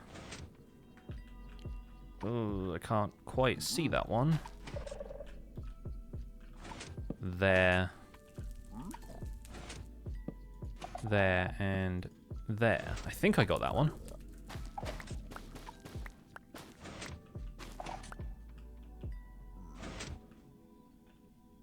Okay, that's... Break that. That's no longer being budded. Yeah, okay, we got that too. Let's put a block there just for the sake of it. And then obviously stuff like this. These we need to leave clear because the slime block would attach to them, but I can put some buttons on there to make sure they're definitely spawn-proof. Hello. Thank you. Give that back.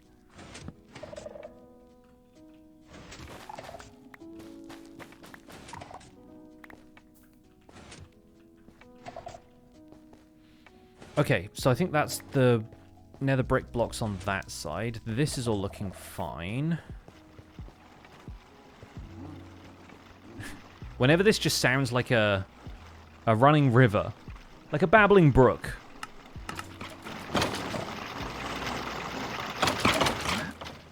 That's when you know the farm is running well.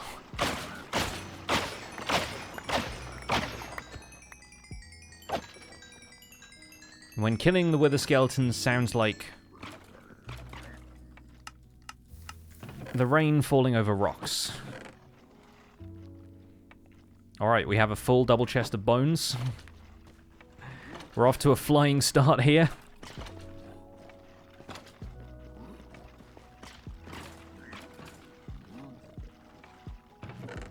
$60 skulls in the chests.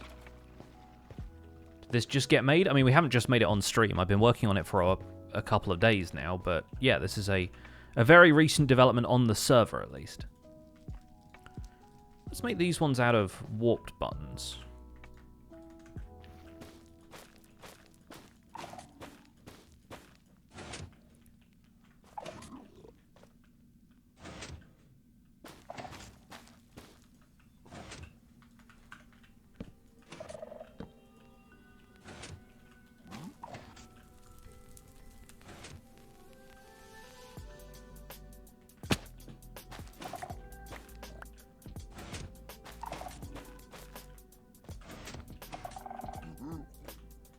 This one we need to put there. We can remove this block. We can remove that block.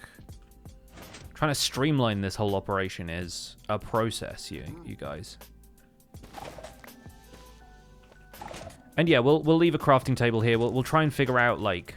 I'm still in the process of making sure stuff is at least safe to stand there for a while without blazes fireballing me and stuff.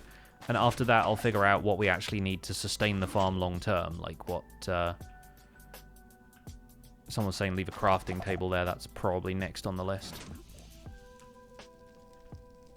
Can I reach that? No. Okay. I get in a block further and reach that. Yes. Great.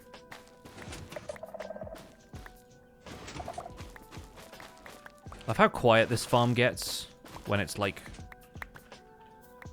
clearly already produced enough with the skellies over here.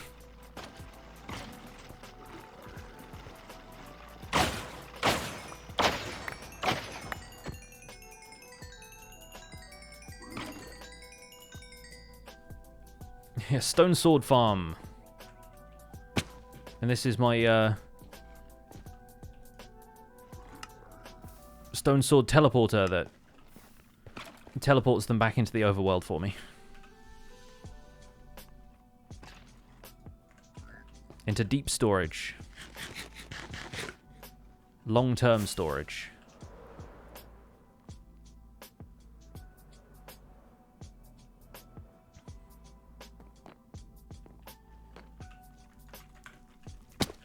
So here is the other stuff that we need to remove.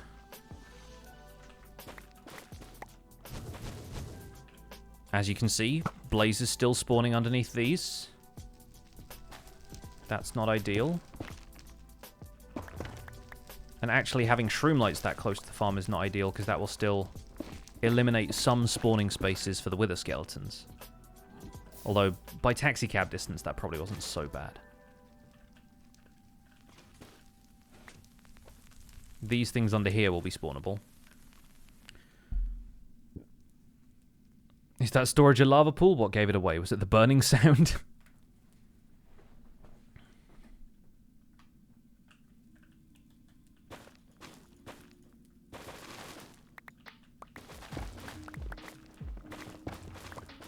Hey, at least I'm going to have a lot of warped foliage and stuff after this. Consider this a Chopping Tuesday. I'm going to keep the shroom lights and probably use them to light up this area so we can eliminate more Enderman spawns. But with the amount of shroom lights we're getting from a warped forest like this, we'll actually be able to use them much more effectively than they would be naturally, so I'm on board with that.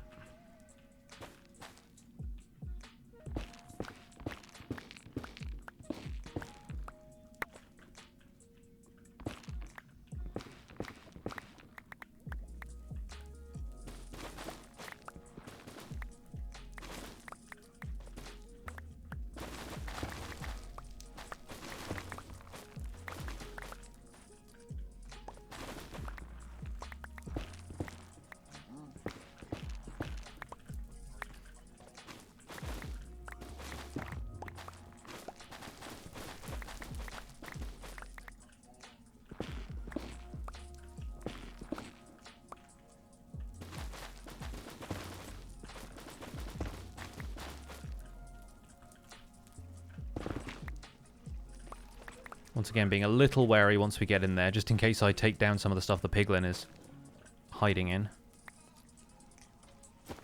We'll bundle some of these, so we have a bit more space, but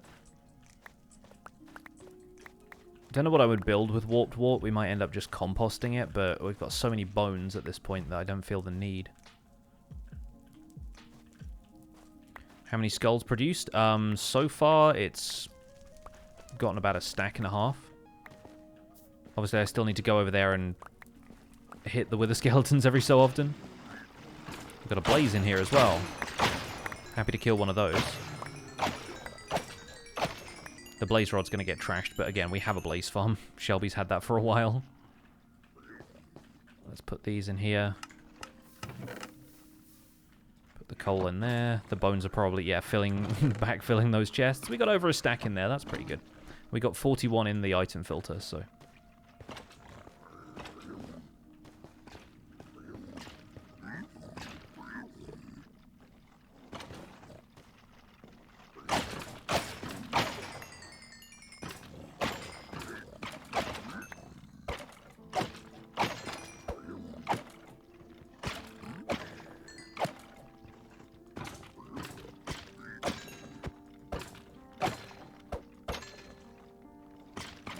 How do we coordinate which empire produces which resources? We all basically called dibs early on, and it turned out most of our ideas were quite compatible. Nobody was like, oh, I really wanted that thing.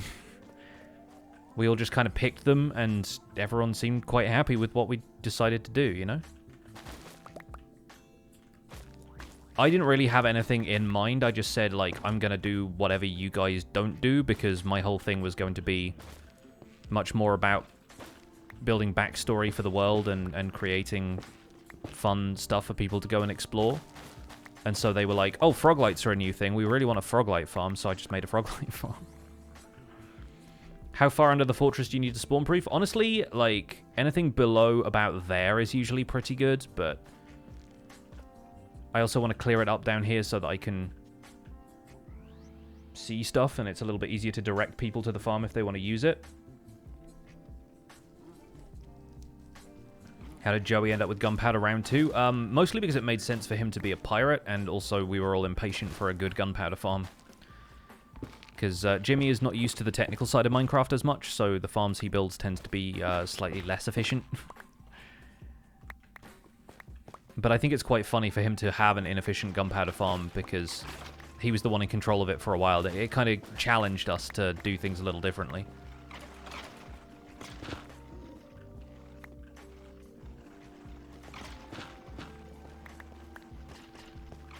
Is Warp Forest the best for a Withy Skelly farm?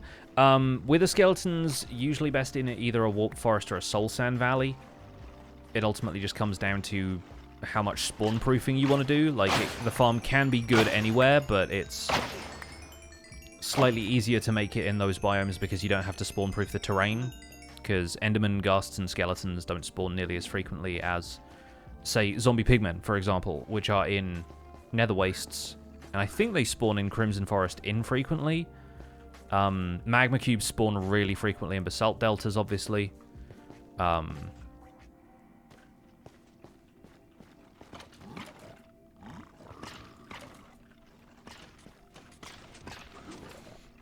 I going to make another structure for another empire? Yes. I have several in mind. Obviously, some of the stuff that I had planned got put on hold when the Hermitcraft folks showed up, because it felt kind of weird to just go off into the middle of nowhere and spend 2 weeks building something when I could be collaborating with people here and now, you know? But everyone else has kind of put expanding their stories and their characters on hold for the collab anyway, so it was not the hardest decision for us to make.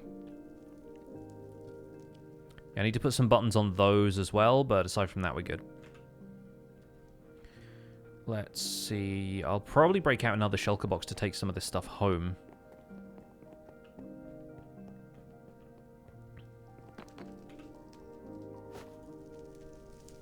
And for that, I'll need to do a little bit of arranging. Love how the Great Bridge became that central landmark you talked about early on. Yeah, that's what I was hoping, was just that it was going to become that thing that everybody congregates around, or just like, you know, everyone decides to use it for just whatever, but it's an integral part of the landscape.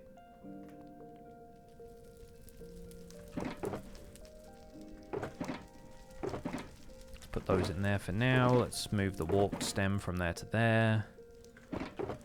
Put the bones in here with those. We've got a bit of space that we can condense there. That works. Okay, I can put the redstone box away. I'm pretty comfortable with the redstone for this. The screen is frozen. That's you. Seems fine to me. Is the bridge still populated with a lot of cats? As far as I know, yes. I've not been back there for a little while, but I don't think Joe has really moved them.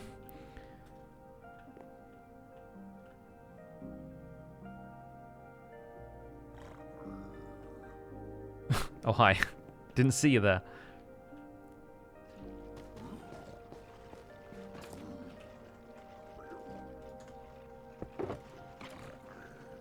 You can't make buttons out of nether bricks, can you?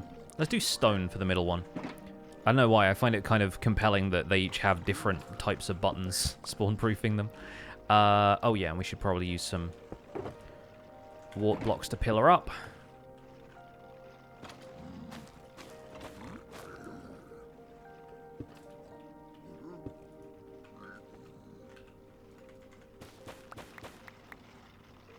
He moved the cats there by False's place now.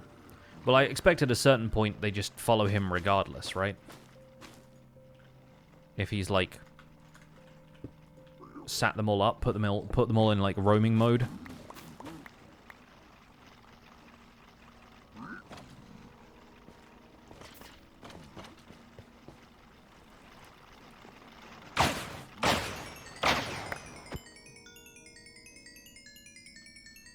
I think it's weird how you only get one button from one block. A lot of people have been saying that recently. We got an email about that to the Spawn Chunks podcast the other day.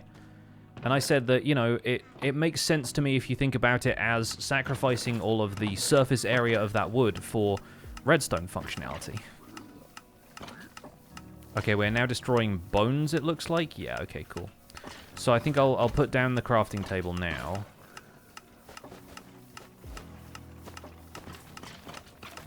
I don't know why I'm keeping this one skull in here, by the way.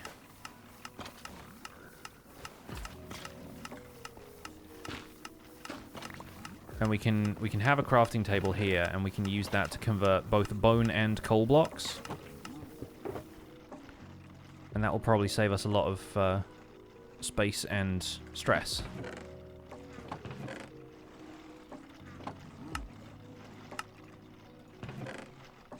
Oh, so much coal. What a delight.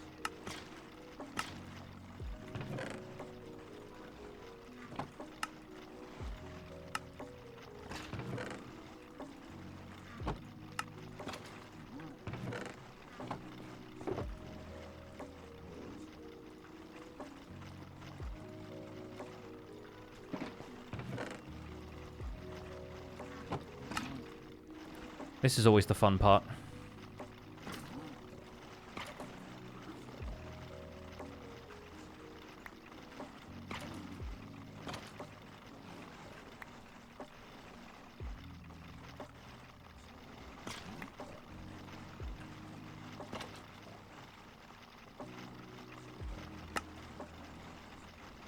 Gotta put one of those in there and then craft another stack or so. There we go. Now we're starting to get space again.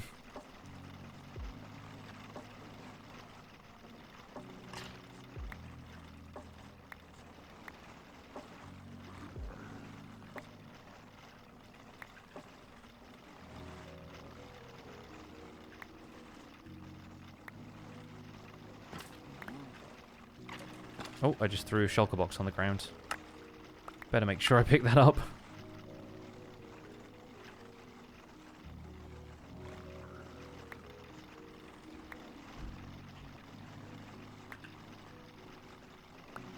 I kind of wish you could do Control Q here and just throw out an entire stack of bone meal at a time. This is the one point at which bedrock crafting has an advantage over Java crafting. It's the ability to really make that stuff in bulk.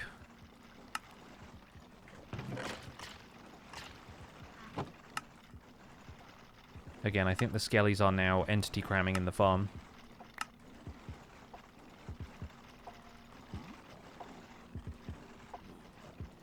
Also got to make sure that the bone meal recipe I click on is the right one.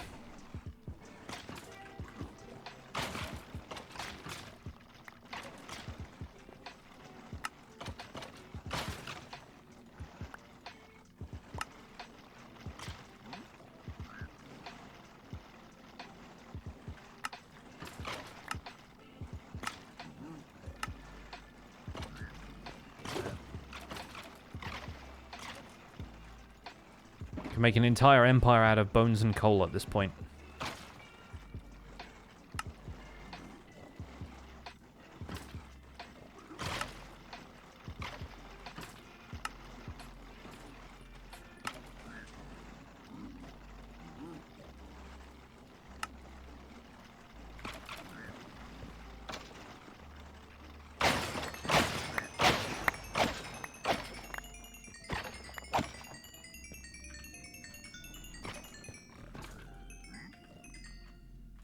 That's not how you do that. That's not how you shift-click things.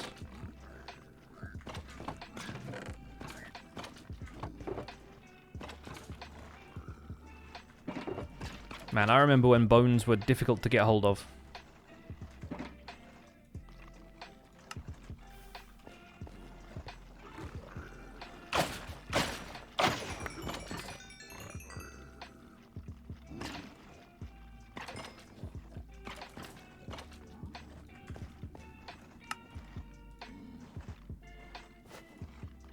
See if we have another spare shulker box in here. I think my preservation kit has a bit of space in it. Yeah, we can probably throw some bones in here. Seems like the place to put them.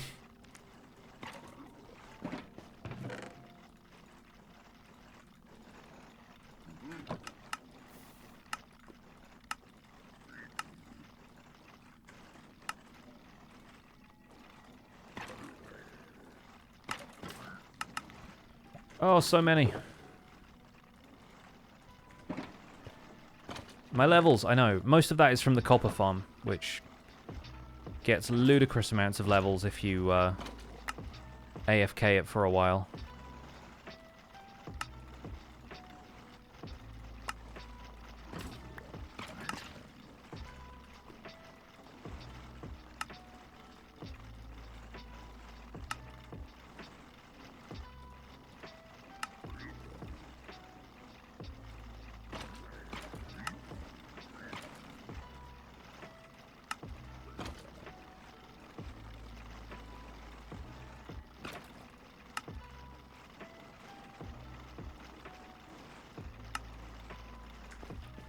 Okay. Almost done with this. And then that'll be the farm basically cleared out, except for the skulls. Gosh, that's a lot of bone blocks. To be fair, I need a lot of glow lichen in future, so that's going to be useful for that. Trying to think what else I could do with this much bone meal. Joel already has a moss farm.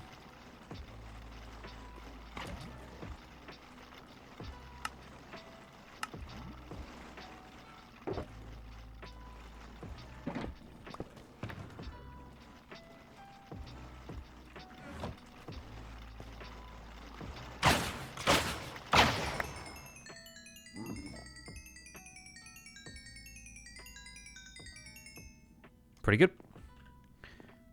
Mangrove farming? Yeah, pretty much. If only I could get the allays to bone meal the saplings for me. Oh, and we have a ton of bones in there, which got backed up because of the item filter filling up.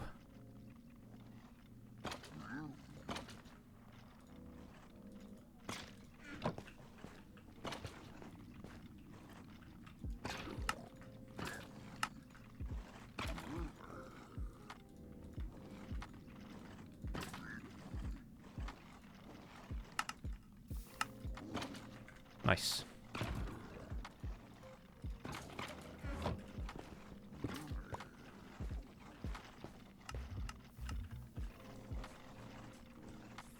Yeah, I've already got a glow lichen farm. It's a small scale one, but you don't need them to be large. You can't really gather it any other way than she is. Could farm mushroom blocks with the bone meal? I could. Love a mushroom block.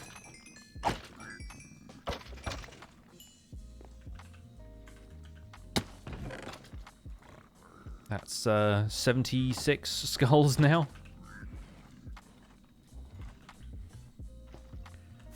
Let's take another quick look around, see if there's anything else that we need to break out from the boundary of the fortress. I think we can take this warped fungus down.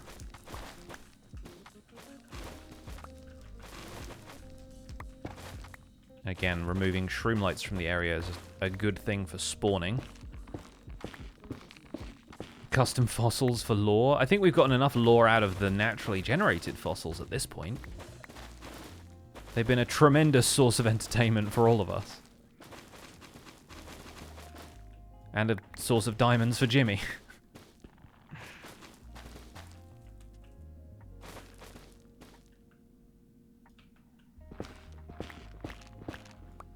Wish I didn't have tests so I could watch both sides of the crossover. No worries. I mean, once your tests are done, the videos are all still going to be there. So if you felt like catching up, you can do that too.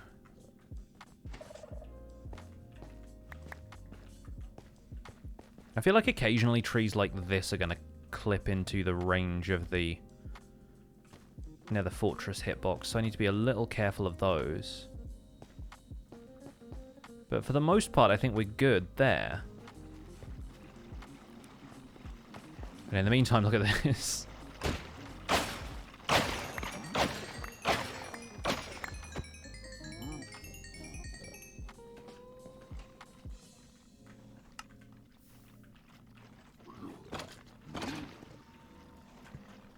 Where does it all back up? It's this one. 2 skulls in there. Those are coming through now. That's so satisfying. Do warp mushrooms grow into warp trees? They do if you bone meal them, but they don't do it naturally. They don't grow the way saplings do with, like, natural light and everything else.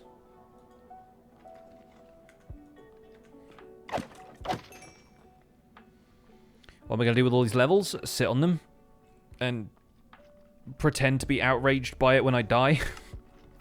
But honestly, I don't really see the need to do much with them. Like, occasionally it's useful to have the levels for repairing my bow because it doesn't have mending, or, you know, occasionally I need to enchant a book and I can just grind through levels until it happens. But for the most part, there's not really a great deal of use for XP levels after a certain point in the game. Especially if you're trading with villagers and everything else, right?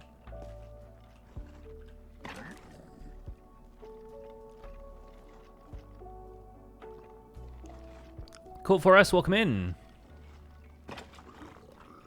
Hope you're doing well today.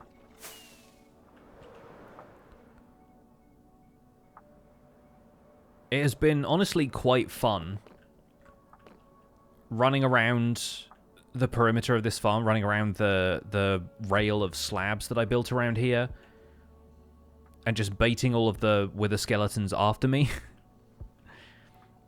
When Azuma came over to help me move the piglins, he and I were like just chatting here, and I had like a whole group of wither skeletons in front of me. There must have been about 100 of them. I think mob cap is like 80, so maybe there was 80 of them. Either way, it was far too many. It just looks so comical. They're all just clustered around you like that.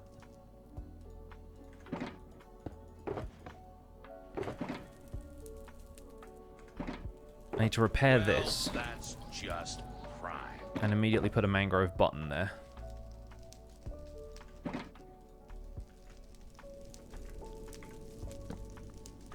So I think I put those in a different shulker box or something. I just don't have them on me right now.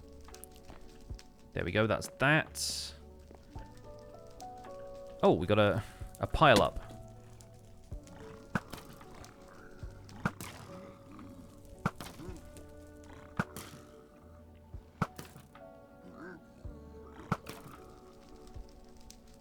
I'm quite surprised, actually, that the wither skeletons don't think they can still get to the pigman. To the piglin, because, like, a lot of time they will try and do stuff like that. But usually these jams seem to resolve themselves now with, like, more skeletons coming in and, like, the collision mechanics sort of push them all down.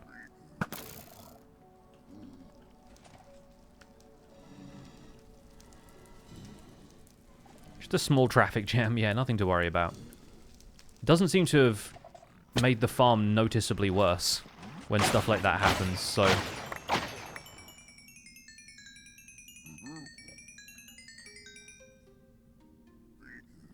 Get one up over Joe's cats by herding with the skeletons. I don't think anybody would really appreciate me trailing with the skeletons around the server, least of all me. Alright, I'm going to go drop these off back at my base, I think. There's still a few people online, so hopefully it's daytime over there. And that some people will be sleeping regularly.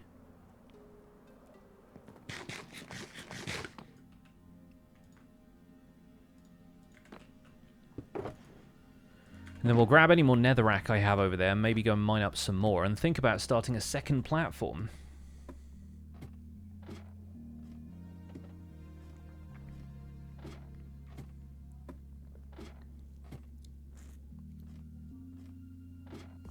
Yeah, Gem always wants us to sleep, but Gem isn't always online.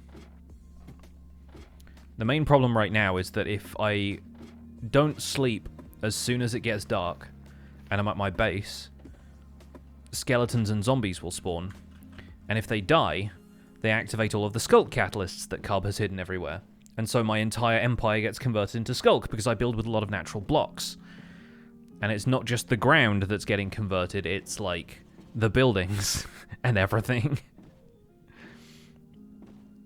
How many platforms can you theoretically make? 3. They can stack up to 3. And I'm not going to make 3 because the area is already wide enough that I think we reach mob cap with just like 1 and a little bit of time. But I'm going to build a second platform just for the sake of it. Maybe make it a little smaller, only have 2 piglins in there instead of 3.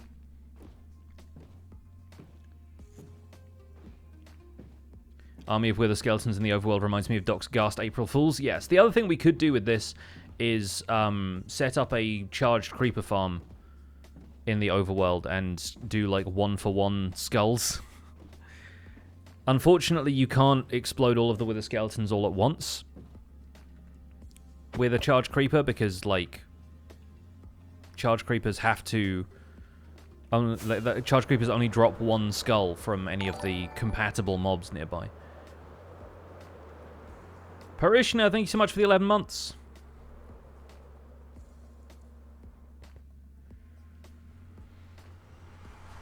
And also, Bastia, thank you so much for the 2 months of Prime.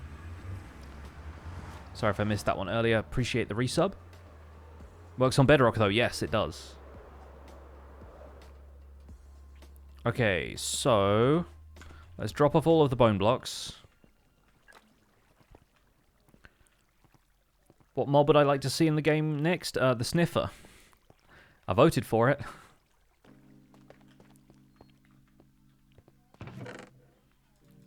Oh, so delightful to fill this chest up with bone blocks that I will probably forget it down here. I've already got an ender chest out. What am I doing?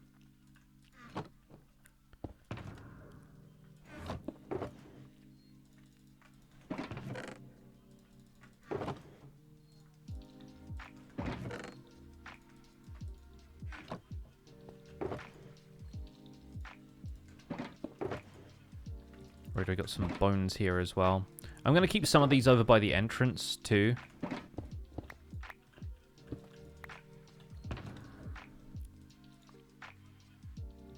Which of these has all of the warped stuff in it? There we go. Because over by the entrance I have like mob drops and stuff, so I'm going to leave some of those there and I can grab those whenever I want. Let's bring the warped wart over here. Probably fill up the last 3 rows of the chest with that. And the other warped foliage. The stems go upstairs with the woods. We'll bring some of the shroom lights with us. There's my other mangrove buttons. I knew I had them somewhere. Let's actually turn the rest of these planks into buttons as well, because I'll probably need them somewhere else. And that still has bones and blocks of coal and stuff in it.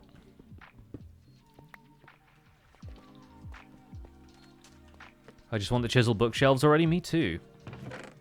I'm so happy with what they've done with those. They are genuinely a really, really cool block now. I mean, they were cool before, but now they're just like, they're perfect. Wouldn't change a thing.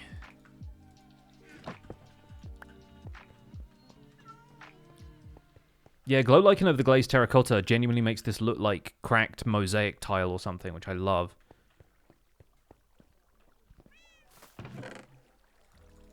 I'll put those in there.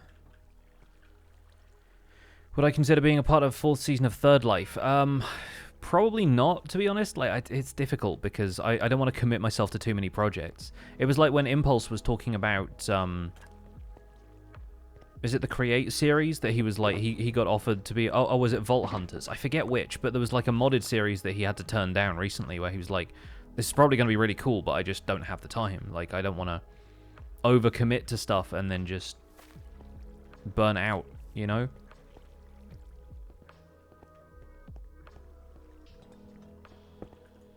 Love the color of the book spine and the shelf change for different enchantments. Yeah, I think that's tricky because it would be the only block that really did that, like reacting to player input that way. It's tricky. Like, you'd have to have so many different textures for it, and the way Minecraft stores textures doesn't really work that way. Because effectively right now it's a thing with like several different block states, and you just increase the amount of block states for it exponentially if you want the texture to have different colors. It's tricky.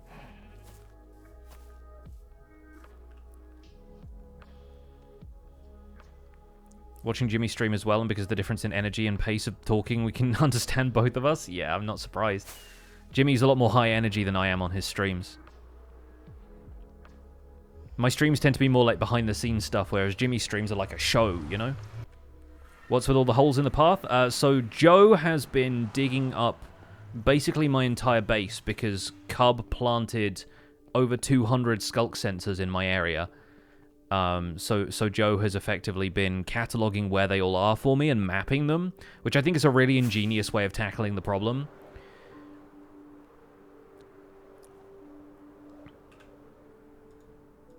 But it has led to my entire area looking like a bomb site, so yeah, I'll probably spend a fair amount of time cleaning up one of these days.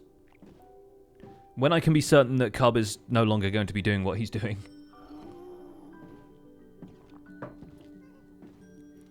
If you want every bookshelf to have color books for each slot, you would need 17 to the power of 6 textures. Yeah, that's like 24 million. That's intense. The ancient capital of Swiss cheese. What is the capital of Switzerland? Would it be Bern? Is it Bern?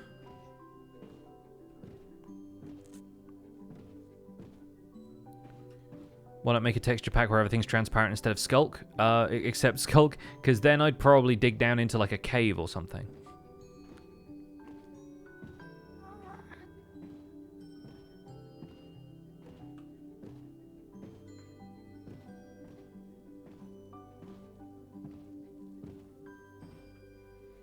Technically, Switzerland doesn't have a capital. Bern is the de facto capital. Okay, cool.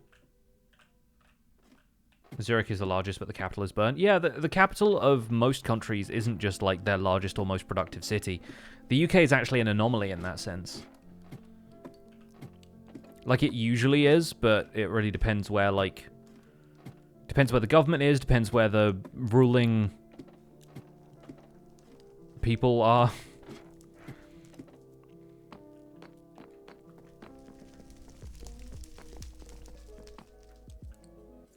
Man, I just love watching this farm work.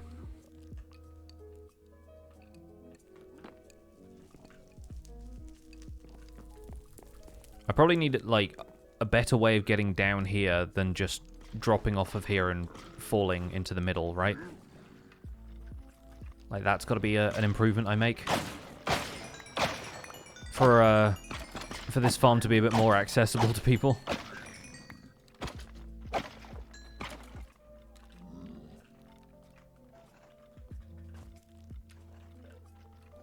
For the Netherlands, we have government in one city, the most ship and commercial stuff in the other, and then we just have a lot of buildings in the capital, right? Yeah.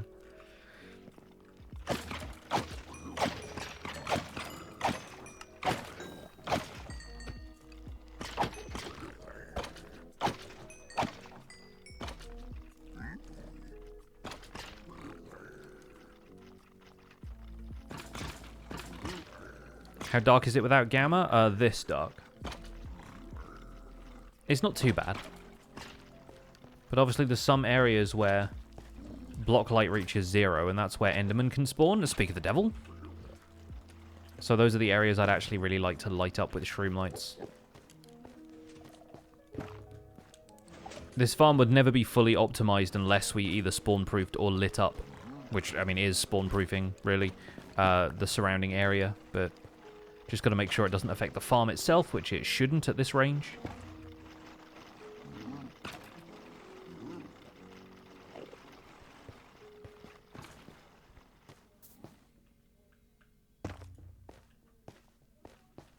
Enderman spawning in the current version is also possible at higher light levels.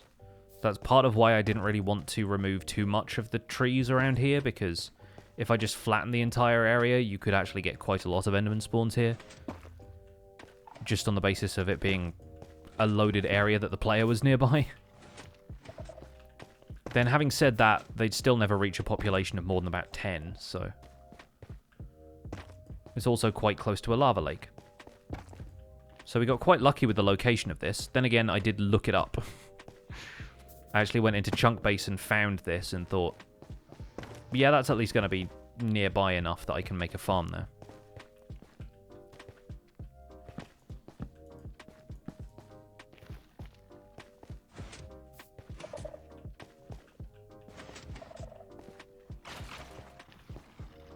Oh, we're entity cramming again.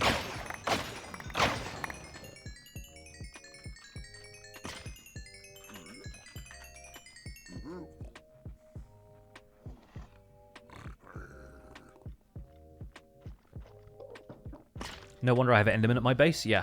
Speaking of which, this guy is like, I heard you were talking about me. And I'm like, yeah, get off my platform, you loser. Jimmy has only just noticed that Joel's camera account has his face. That's very funny.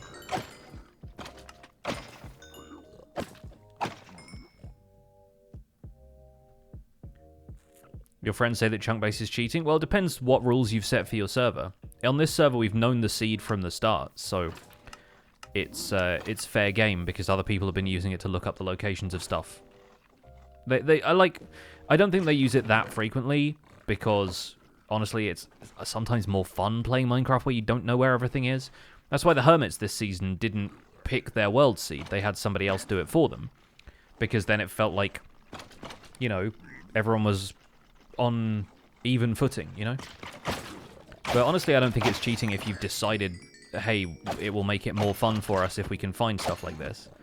It's like I could have gone and made a Warp Forest Nether Fortress farm in the Nether Fortress I found in the early days of the season when, like, the first beacon I made, I found a Warp Forest that was kind of okay, but kind of in an unfavorable location. Like, it was right next to a Nether Waste, so there were a lot of zombie pigmen spawning if you didn't end up standing in a very specific area of the Nether Fortress. So I decided to look for one that was going to be better. Could have looked for one in the Soul Sand Valley, could have just flown around a bunch, but it saves time, especially when I've got videos to edit and the Hermitcraft collab is happening, and I wanted to make sure that we could get one of these so that the Hermits could all get beacons and whatnot if they needed them.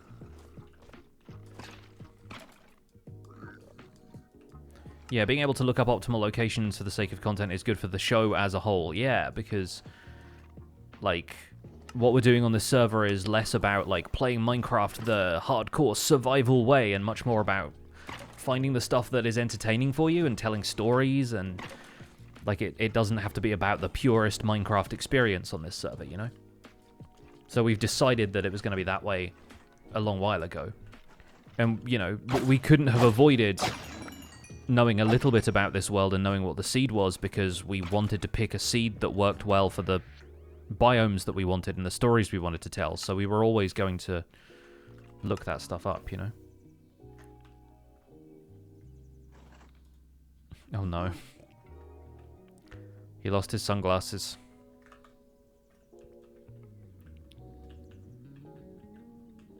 Any holdups up here? No. Looks like it's all clear. Love to see it. Also, quite bright over here, thanks to that shroom light. Yeah, there's a lot of higher block light around here that's probably not helping. So let's go and take care of that real quick.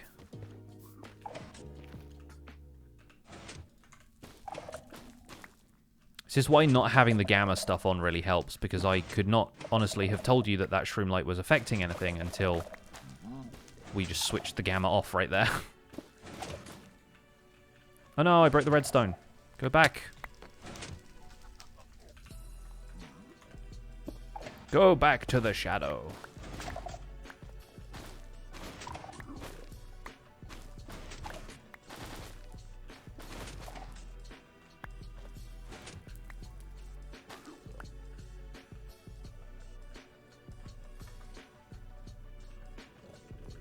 Still a little bit of light around here. I think there's another shroom light right there.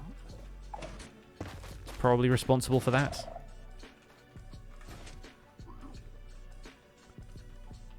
And then one over here.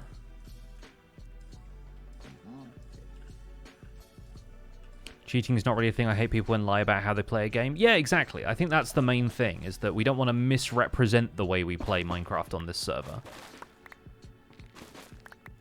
I think that's the main thing, is like, yeah, people saying they built something where they got it off of Google or whatever. Like, there's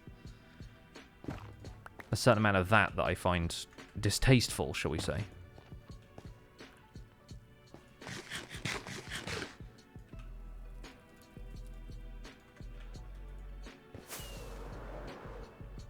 And Fwip's had to deal with that a lot. Like, he's had a lot of people posting screenshots online of his long-term single-player worlds and claiming it was their builds and being like, hey, do you like this castle I built? And everyone's like...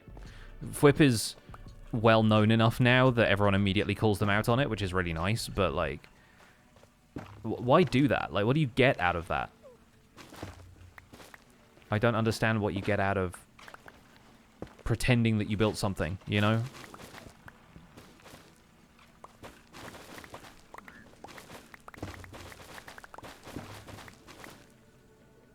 Pix the Grey. I am Pix the Grey right now. Starting to get a few grey hairs.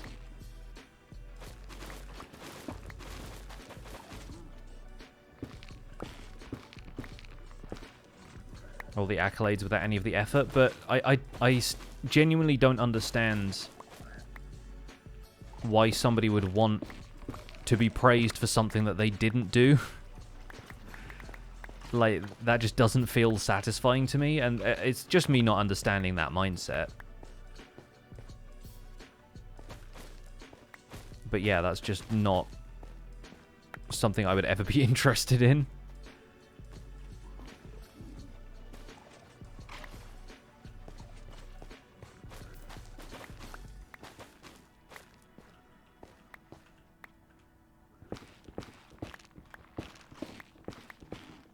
Fwib has a very recognizable style too. Yeah. Yeah, like he's got his trademarks almost at this point.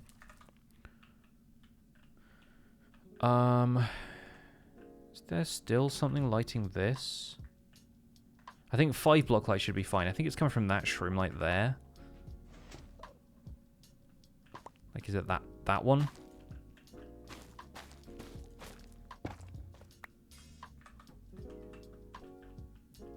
Yeah, lighting there is looking a bit more even. There's still a bit coming from here as well.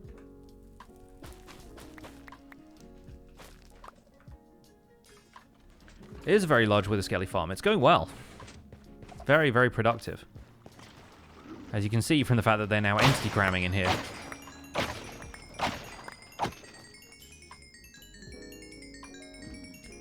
Also find it really funny when the skulls group together like that.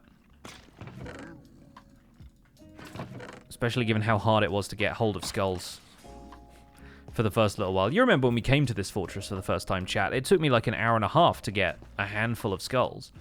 And then I got 3 more just for the sake of it and then traded them to Ijevin and Impulse. Which is good, because that's why I had the packed ice to come out here in the first place.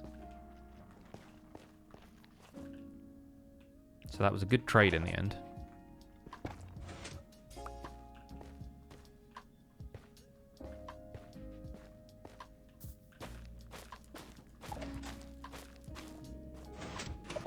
I think I need to take down this tree. As long as I don't build any of the redstone stuff on it. But this one here, that shroom light, and that one are probably part of what's causing the light level up here. Yeah, there's 2s and 3s around there now. It's not coming from that.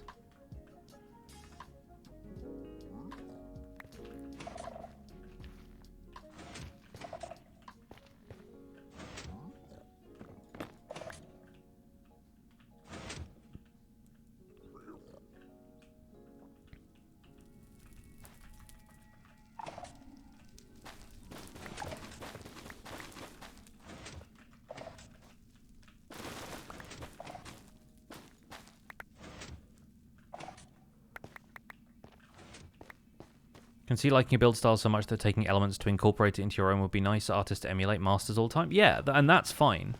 But I feel like then the onus is on you to give credit if you feel like credit is due.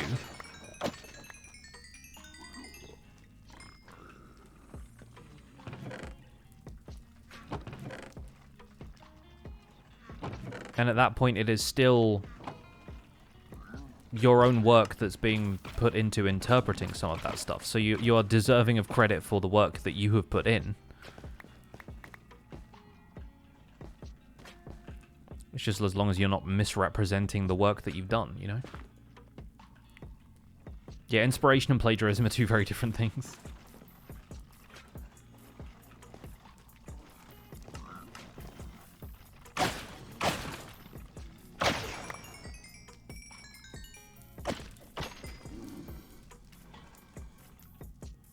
Okay, where is there now a blaze coming from?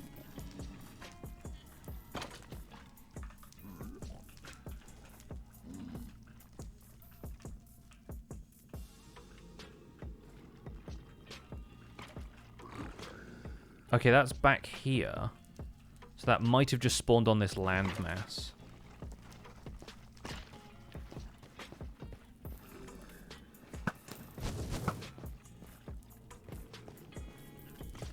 That could be low down enough.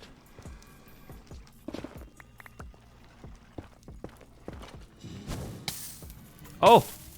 Oh, he sniped me immediately. Practically spawn camped me, that lad did.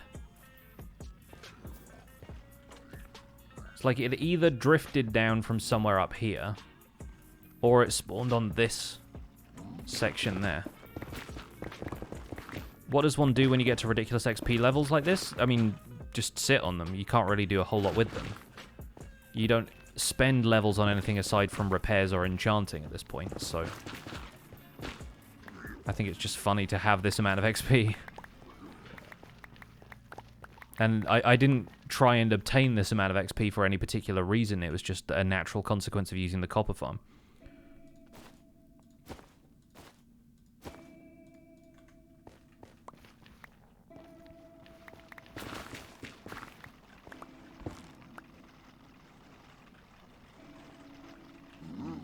Almost jumped in next to the piglin then. That would have been a mistake. None of that is really like nether spawn or nether fortress spawn.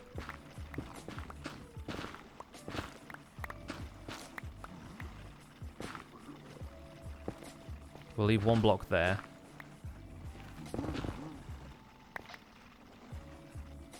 But I don't see any of the rest of this being particularly useful. We've got to leave those blocks there because the piglin is behind those.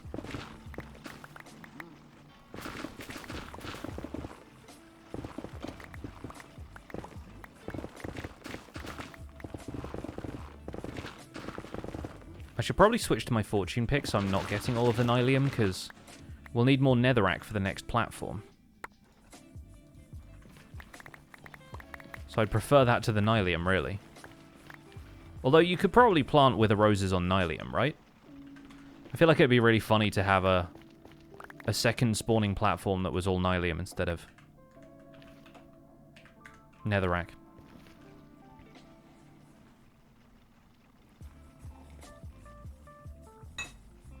Do I have a favorite curry? The place down the road from us does a really fantastic chicken pasanda. So I think pasanda is probably my favorite.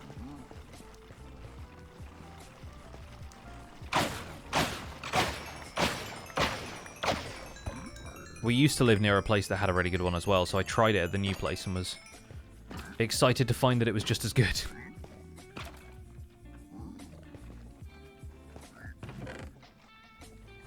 You like vindaloo? Yeah, fair play. I've tried vindaloo in the past, and it's quite spicy for me. I know a lot of people have different heat tolerance to what I would have, because I'm a white man, but I do enjoy spicy food. It's just the vindaloo tends to get a little bit unpleasant for me. The flavor is always so interesting, and like so the seasoning and stuff is so good that I want to keep eating it, but it's just genuinely the heat that puts me off. Like, I want to be able to enjoy the taste of something without it causing me to, like, physically panic.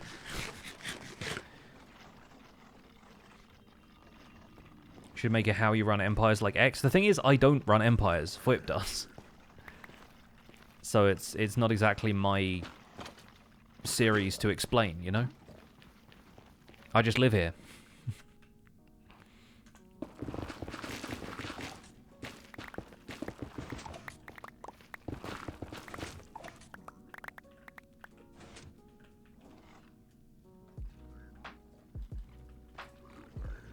Gonna fill this up.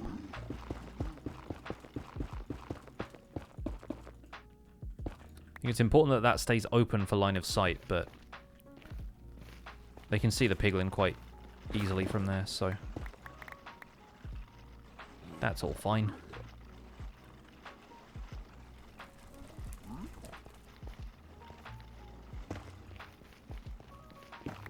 Gonna leave a few of these around just so that there is lighting here for preventing enderman spawns.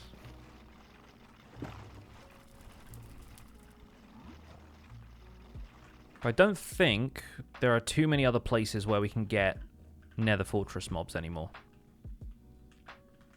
I think some of this might need spawn proofing.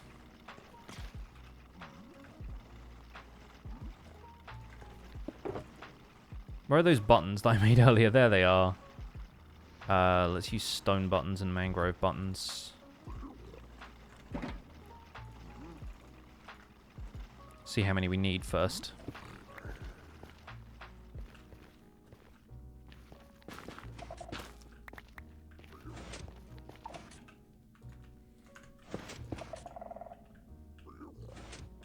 He took 3 guesses. You never guessed Flip was the host of Empires? Yeah, no, he's...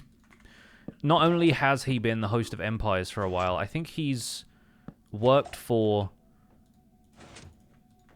Not like a server hosting company, but I think he's worked in some kind of like technical capacity working with gaming servers before. Like I think he used to work for Xbox doing some stuff related to that. So he knows his stuff. Like he's got the technical background that I think a lot of it comes quite naturally to him. If it doesn't, then he has a great way with it just anyway.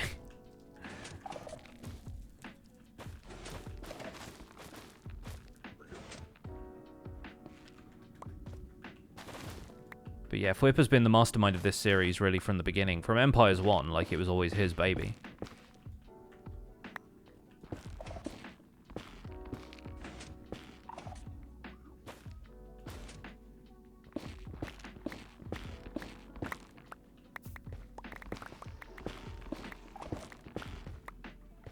Joe Hills might need the warped wood. Yeah, I don't have anything in mind for it, so if he wants it, then he can have it.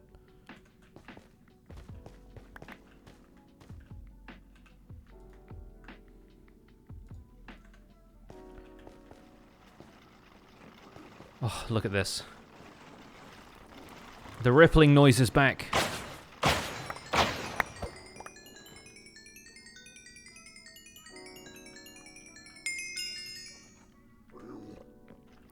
Yeah, I think in terms of that second layer of the farm, I'm going to leave it for now. I'm not going to start that on stream because this is going to be all one episode. And I want to leave room for tinkering with the farm a little bit more between episodes so that we can come back to it for another progress update later or something. But for now, I don't want the farm to look like it's still in progress after this, and I want to be able to wrap up an episode so I can edit it for Thursday at this point. There's a couple of other bits and pieces I want to take care of. Oh, let's mend this while we're at the farm that gives us ludicrous amounts of XP. Let's mend this. Also, why is that not going in the hopper? That's bizarre. It felt like it was right in there, you know?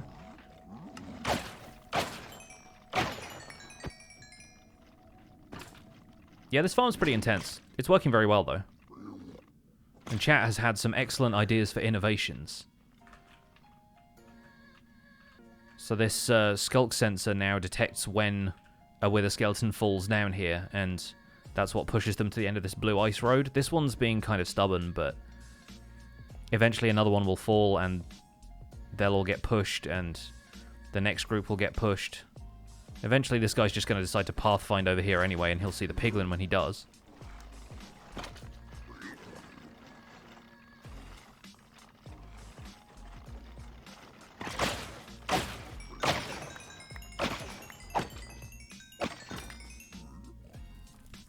But now we're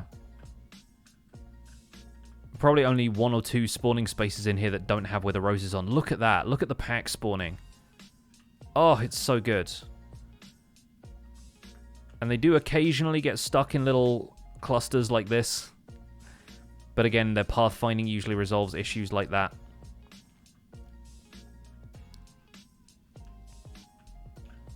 And there's one guy who just won't get off that block until another one nudges him, that kind of stuff. I think an amethyst geode would help with certain ones getting stuck near the skulk sensor. An amethyst geode? Like a crystal of some kind? I'm not sure how, like, alignment, I guess, maybe? Something like that? I'm not sure how to use stuff like that.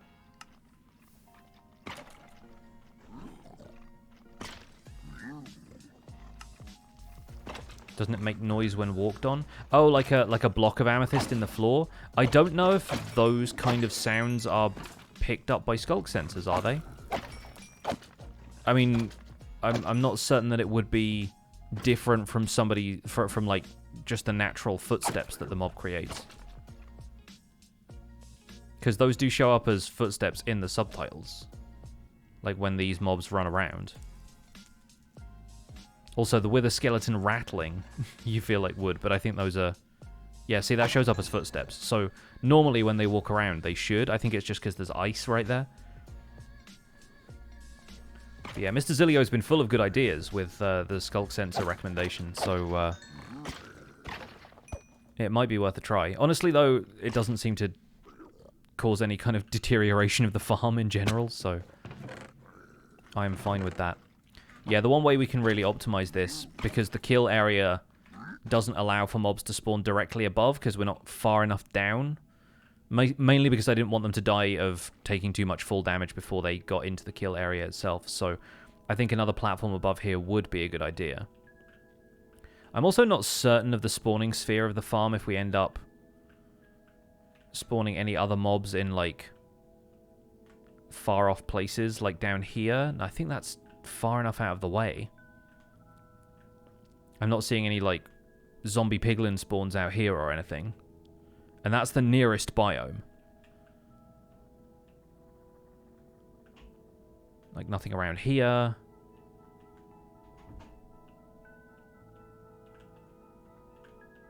Yeah, I think the only problem with this now is the occasional traffic jams that we get in these mechanisms here.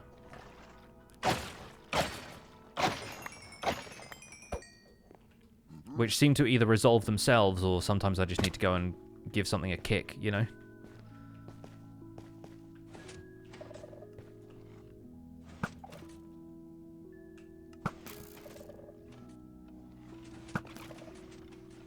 There you go.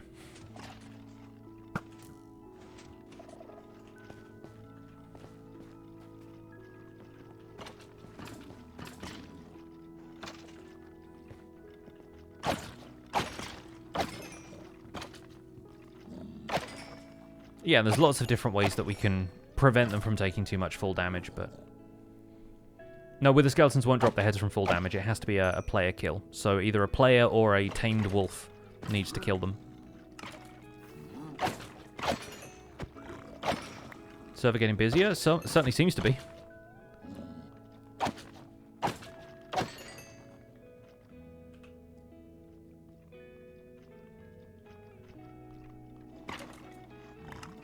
Gonna bundle these buttons.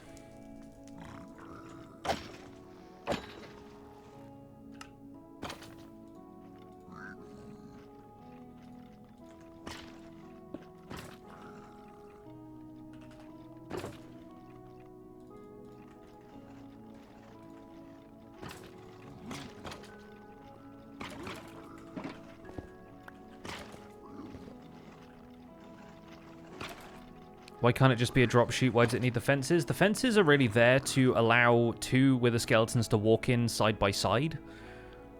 Because otherwise they kind of pile up and it just makes the whole thing faster. It's the same reason when you see like Ilmango's zombie piglin farm, for example, which is based on the Snow Crash donut style farm. You see grindstones up the side, or anvils in the original design, but grindstones are more resource effective now. It's just to widen the space so that it allows for two piglins to fall down side by side. Otherwise, yeah, they bunch up weirdly around blocks if you place blocks here.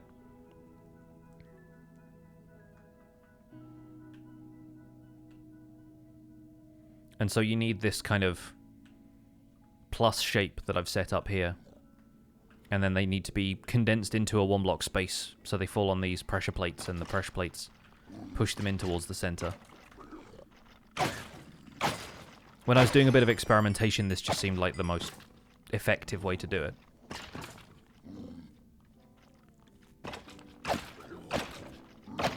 Yeah, they tend to, like, collide a lot, and then they can't fall into a one-block gap. Yeah, like there's the comedy bit where people try and get through a door at the same time and they can't. Yeah, exactly that. Like the very Looney Tunes kind of approach to mobs. But hey, we are over 100 with the skeleton skulls, not counting the ones I've got in the item filter. So I think we're doing pretty well here.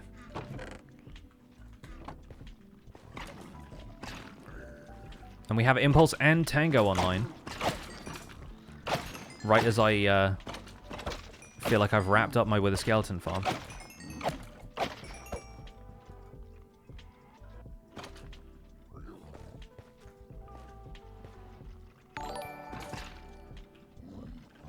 Corin, thank you so much for the tier 1 sub, a brand new sub to the channel. Enjoy your emotes and your sub badge. Welcome to the Pixels. Do a 10 Wither fight with the Hermits? Yeah. I might ask if anybody wants any Wither Skeleton skulls delivered to them.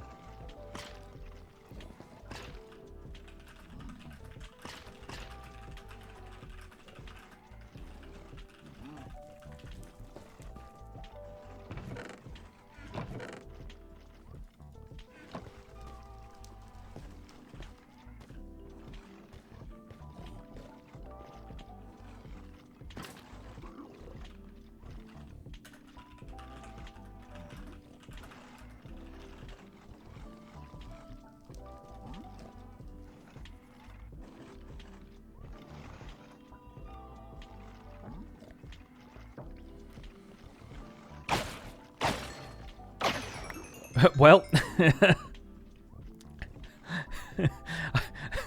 I think Scott's just been tagged.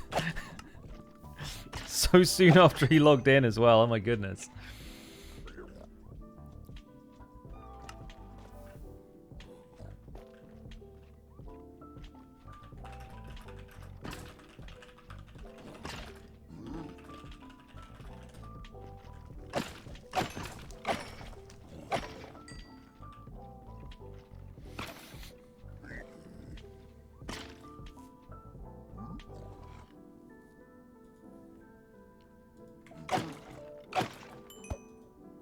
Revenge for Third Life, apparently.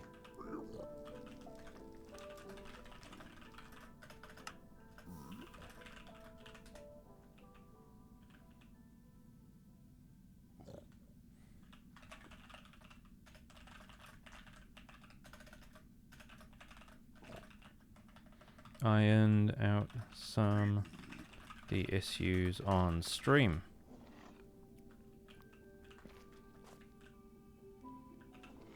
Perfect. Lovely. Good. Impulse just got the tag yesterday too. Did he? I've not been following it as closely as all that. Do we have a jam anywhere up here? Whoa, okay. That was a bit more floaty than I expected. That's not looking too busy. We've got a few coming in over there. Yeah, I think it was just like standing too close to the center of the farm, really. I think, honestly, all you need to do is step away, maybe condense some of the coal and bones down into blocks. And by the time you turn back around, the farm has produced a bunch more.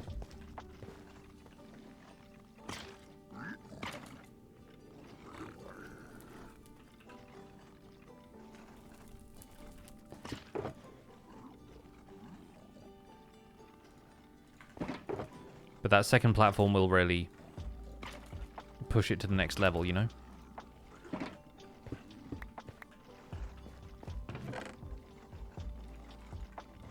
Well, that's just prime. It sure is. Nike Name, thanks so much for the 10 months.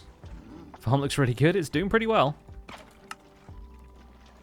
I feel like the one thing I would prefer to do with it that I haven't done yet is just decorate it better. I like the idea of having one of these things out here and it's got, like, a nice surround to it. Wrap it up neatly with a bow. Oh, not those. Don't want to break those down into bone meal.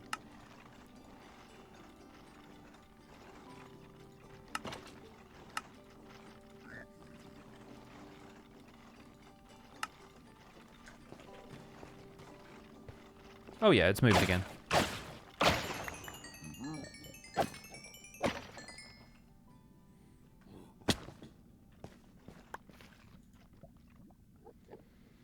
Of all the different tag games creators introduced, this is by far the most active. The same videos being tagged, someone gets tagged.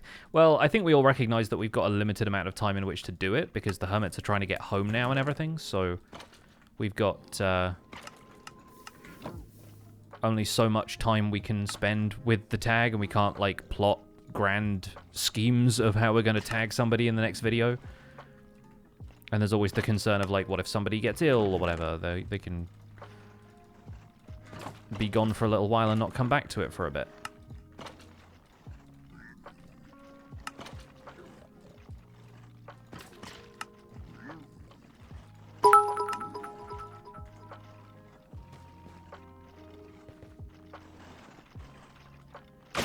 And Zaysa, thanks so much for the 100 bits. You know, it would be cool if the rift stayed open so that Hermit and Empires could freely travel between and do more collabs. That would be cool.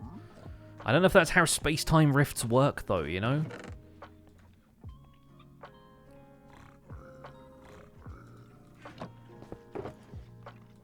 I've seen Interstellar. He only had a very brief window of time to communicate.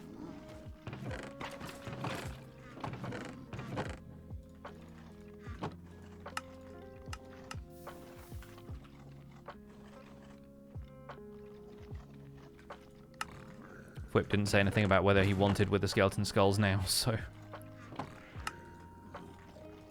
He might have just been joking around, but maybe we can ask him in Discord later. Is this farm away from the main Empire's area? Yeah, this is 2,500 blocks out in the Nether, which if you went to the overworld would be like 8 times that. So this is definitely quite a distance from the center of the action. But it's only about a minute away by Iceboat Road in the Nether, so it's not that difficult to get to. Oh yeah, I was going to hold my axe in my offhand and actually use some of this XP to repair my tools.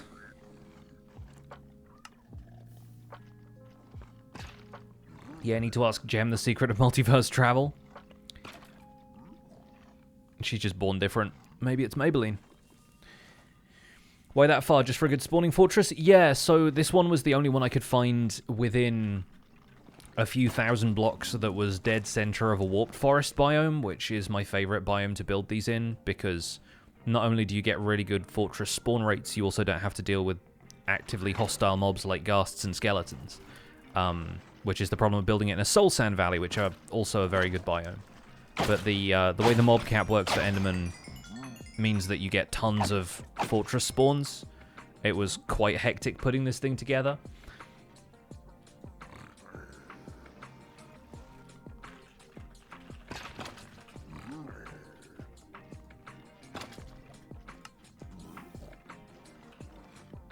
This does have mending. Okay, good.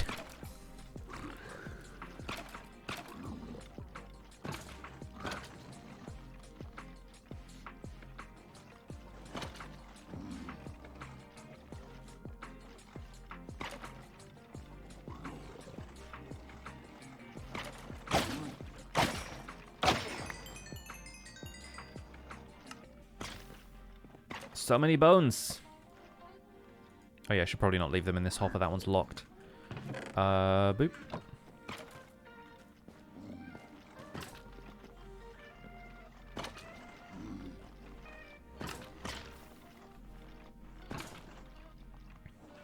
Gonna cry when the hermits go home. I don't want the epic collabs to end. Oh, all good things must come to an end.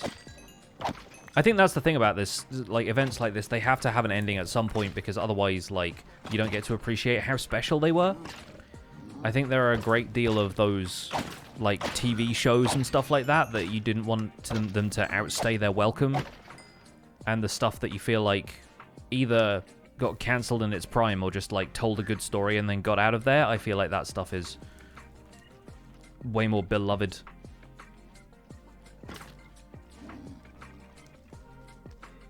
Like, think about stuff like Firefly, you know, those kind of cult shows that everybody loves, even though they kind of burn bright and then were cut down in their prime. One of the best things about The Good Place is it ended when it was ready. Yeah, there's several series like that I think just have a good story to tell and could sustain themselves just on the concept alone, but they kind of know when to quit.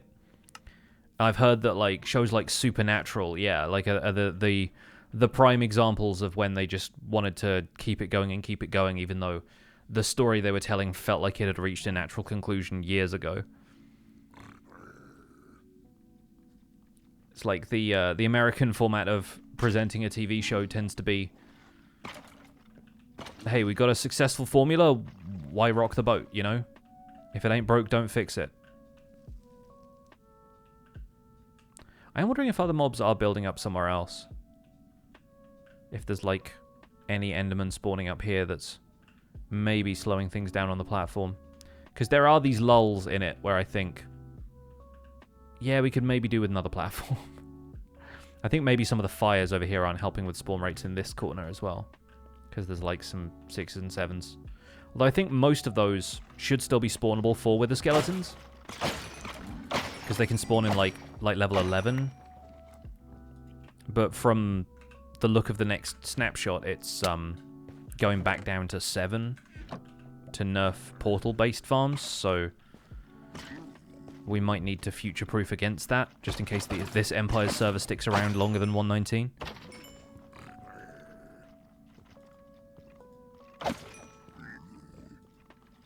Supernatural was Canadian. Oh, was it? Interesting.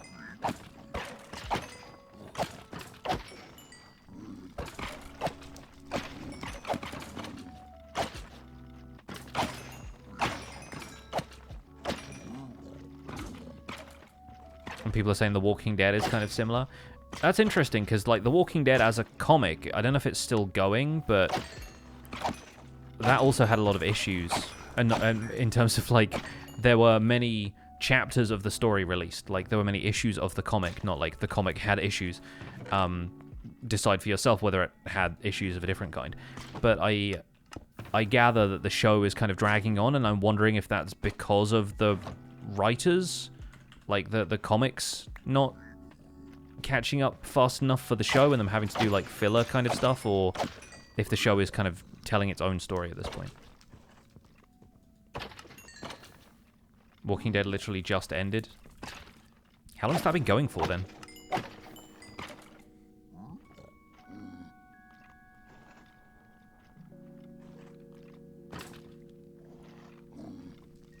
Marvel is one of those that just completely oversaturated and went on too long.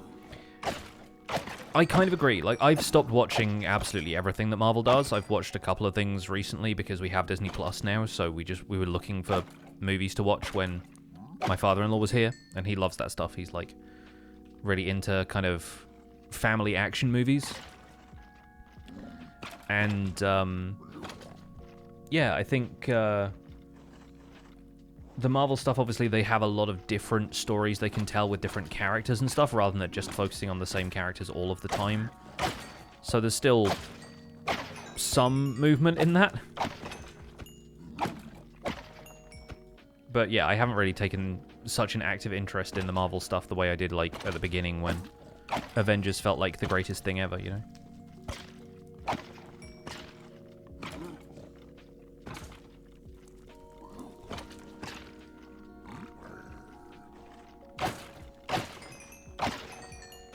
Alright folks, we are close to wrapping things up here because we're close to our 3-hour mark. So I think we're probably going to call it there. But we've almost got 2 stacks of wither skeleton skulls. That's pretty cool. That's like... yeah, if we took these out of here as well, we could almost spawn a full stack of withers at this point. I don't think there's too much else we need to do to the farm. Like, it still looks like a bit of a mess. We could still, like I said, create a better way to get down here if we wanted to visit this thing on camera more frequently, but for my money, this is doing what it needs to do. I'm probably going to stand here and swipe at it a little bit more and, like, play Pokemon for a bit, probably. I think that's the way things are going to go. Will I make a wither killer? To be honest, probably not. I think I'm more interested in giving these skulls out to other people on the server if they want to get beacons and everything, right? Or maybe start selling beacons, but, like, I think the main way of doing it is just going to be to cheese it under the bedrock portal in the end, and that'll do, really. Why'd I start a Hermitcraft recap? I didn't. Other people started Hermitcraft recap. I just took over doing the voiceover. How is the new Pokemon? it's not the most polished game in the world. I feel like everybody starts explaining the new Pokemon game this way. Visually speaking, it's got a lot of weird glitchiness to it, and some of the stuff they've done with it just seems a little bit hastily done. It seems like they've been under pressure to put out this game that could have spent another 6 to 8 months at least getting some of the polish that it needs. But it's a Pokemon game. It's incredibly fun. The core gameplay stuff is neat. They've kind of struck a balance between the Pokemon Legends Arceus thing of like running around and catching Pokemon and them just being everywhere in the wild, and the traditional Pokemon thing of like you have to battle something to catch it, and the gyms are there and that kind of stuff, right? So yeah, I'm making my way through it slowly. I'm mostly just excited to experience more interesting Pokemon, because there's some in there that I've never heard of before. I only ever played Pokemon Blue and then Pokemon Shield and then Legends Arceus, so I don't know anything about the middle generations of Pokemon. So I'm getting to know some of those. I still have no idea what some of the type matchups are. Like, I still can't remember what's good against like dark type Pokemon and fairies and that kind of thing. So I'm still a novice at some of it, but it's tremendously fun. And yeah, it's one of those things where like this game has a substantial amount of jank to it, but I would still recommend it in a weird kind of way, because it's a Pokemon game. It's still fun. It's still fun to play. I gather some people are having even worse issues than I've been having with it, though. There's like frame rate issues for a lot of people, and they're talking about like memory leaks where you need to stop playing the game and reopen it every so often, otherwise it just becomes unplayable. I've not really encountered anything that bad, but you know, other people's hardware might have other issues for some reason, even though the Switch is generally supposed to be it's all the same hardware. Isn't Pokemon one of the things that go on for too long? Some of the new Pokemon I saw in trailers are super weird. Pokemon's always been super weird, and people like to pretend that it hasn't, but like whenever you talk about Pokemon designs and like, oh, they've run out of ideas, like this one's just a flamingo, right? Like they have flamingos in the new game. It's like the first two Pokemon that you catch in the first route of the game are like a bird and a rat. There's nothing special about them. They're just like, it's a rat that evolves into a bigger rat and a bird that evolves into a bigger bird. You know, there's weird stuff in every generation of Pokemon. Like, you've got to have some stuff that feels familiar and then have some stuff that looks like radically different and fantastical. That's the way the series has always been. But yeah, the open world aspect to it is really fun. And I think they've started to nail down the formula of that. I would just love there to be the amount of depth of like catching technique and stuff that there was in Legends Arceus, but that had like a totally different battle system as well. Like, it felt like a different approach to the game in a lot of ways.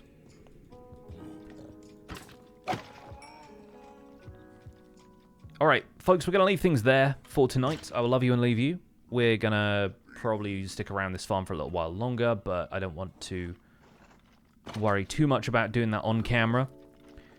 And let's see. Oh, Malcolm was in the chat earlier, and we haven't spent much time with him lately, so let's go and raid him. Music Man 1017, speedrunner extraordinaire, hardcore extraordinaire, and currently working on a 119.2 hardcore world. Always runs shaders as well, so his stream looks super pretty. And he's also in the Nether, so what a time to raid Music Man. Music Man, he's a very talented guy. He is a musician, writes a bunch of music, sometimes does it on stream as well, so there's loads of really cool stuff you can watch on his channel, and he's a very sweet dude. So go check him out. You can use your Pixel Hype emotes in the hashtag PixelRaid to show some love. I'll be back with you folks on Thursday for another stream from the Empire server. Until then, take care. My name's been Pixelriffs. I'll see you all soon. Bye for now.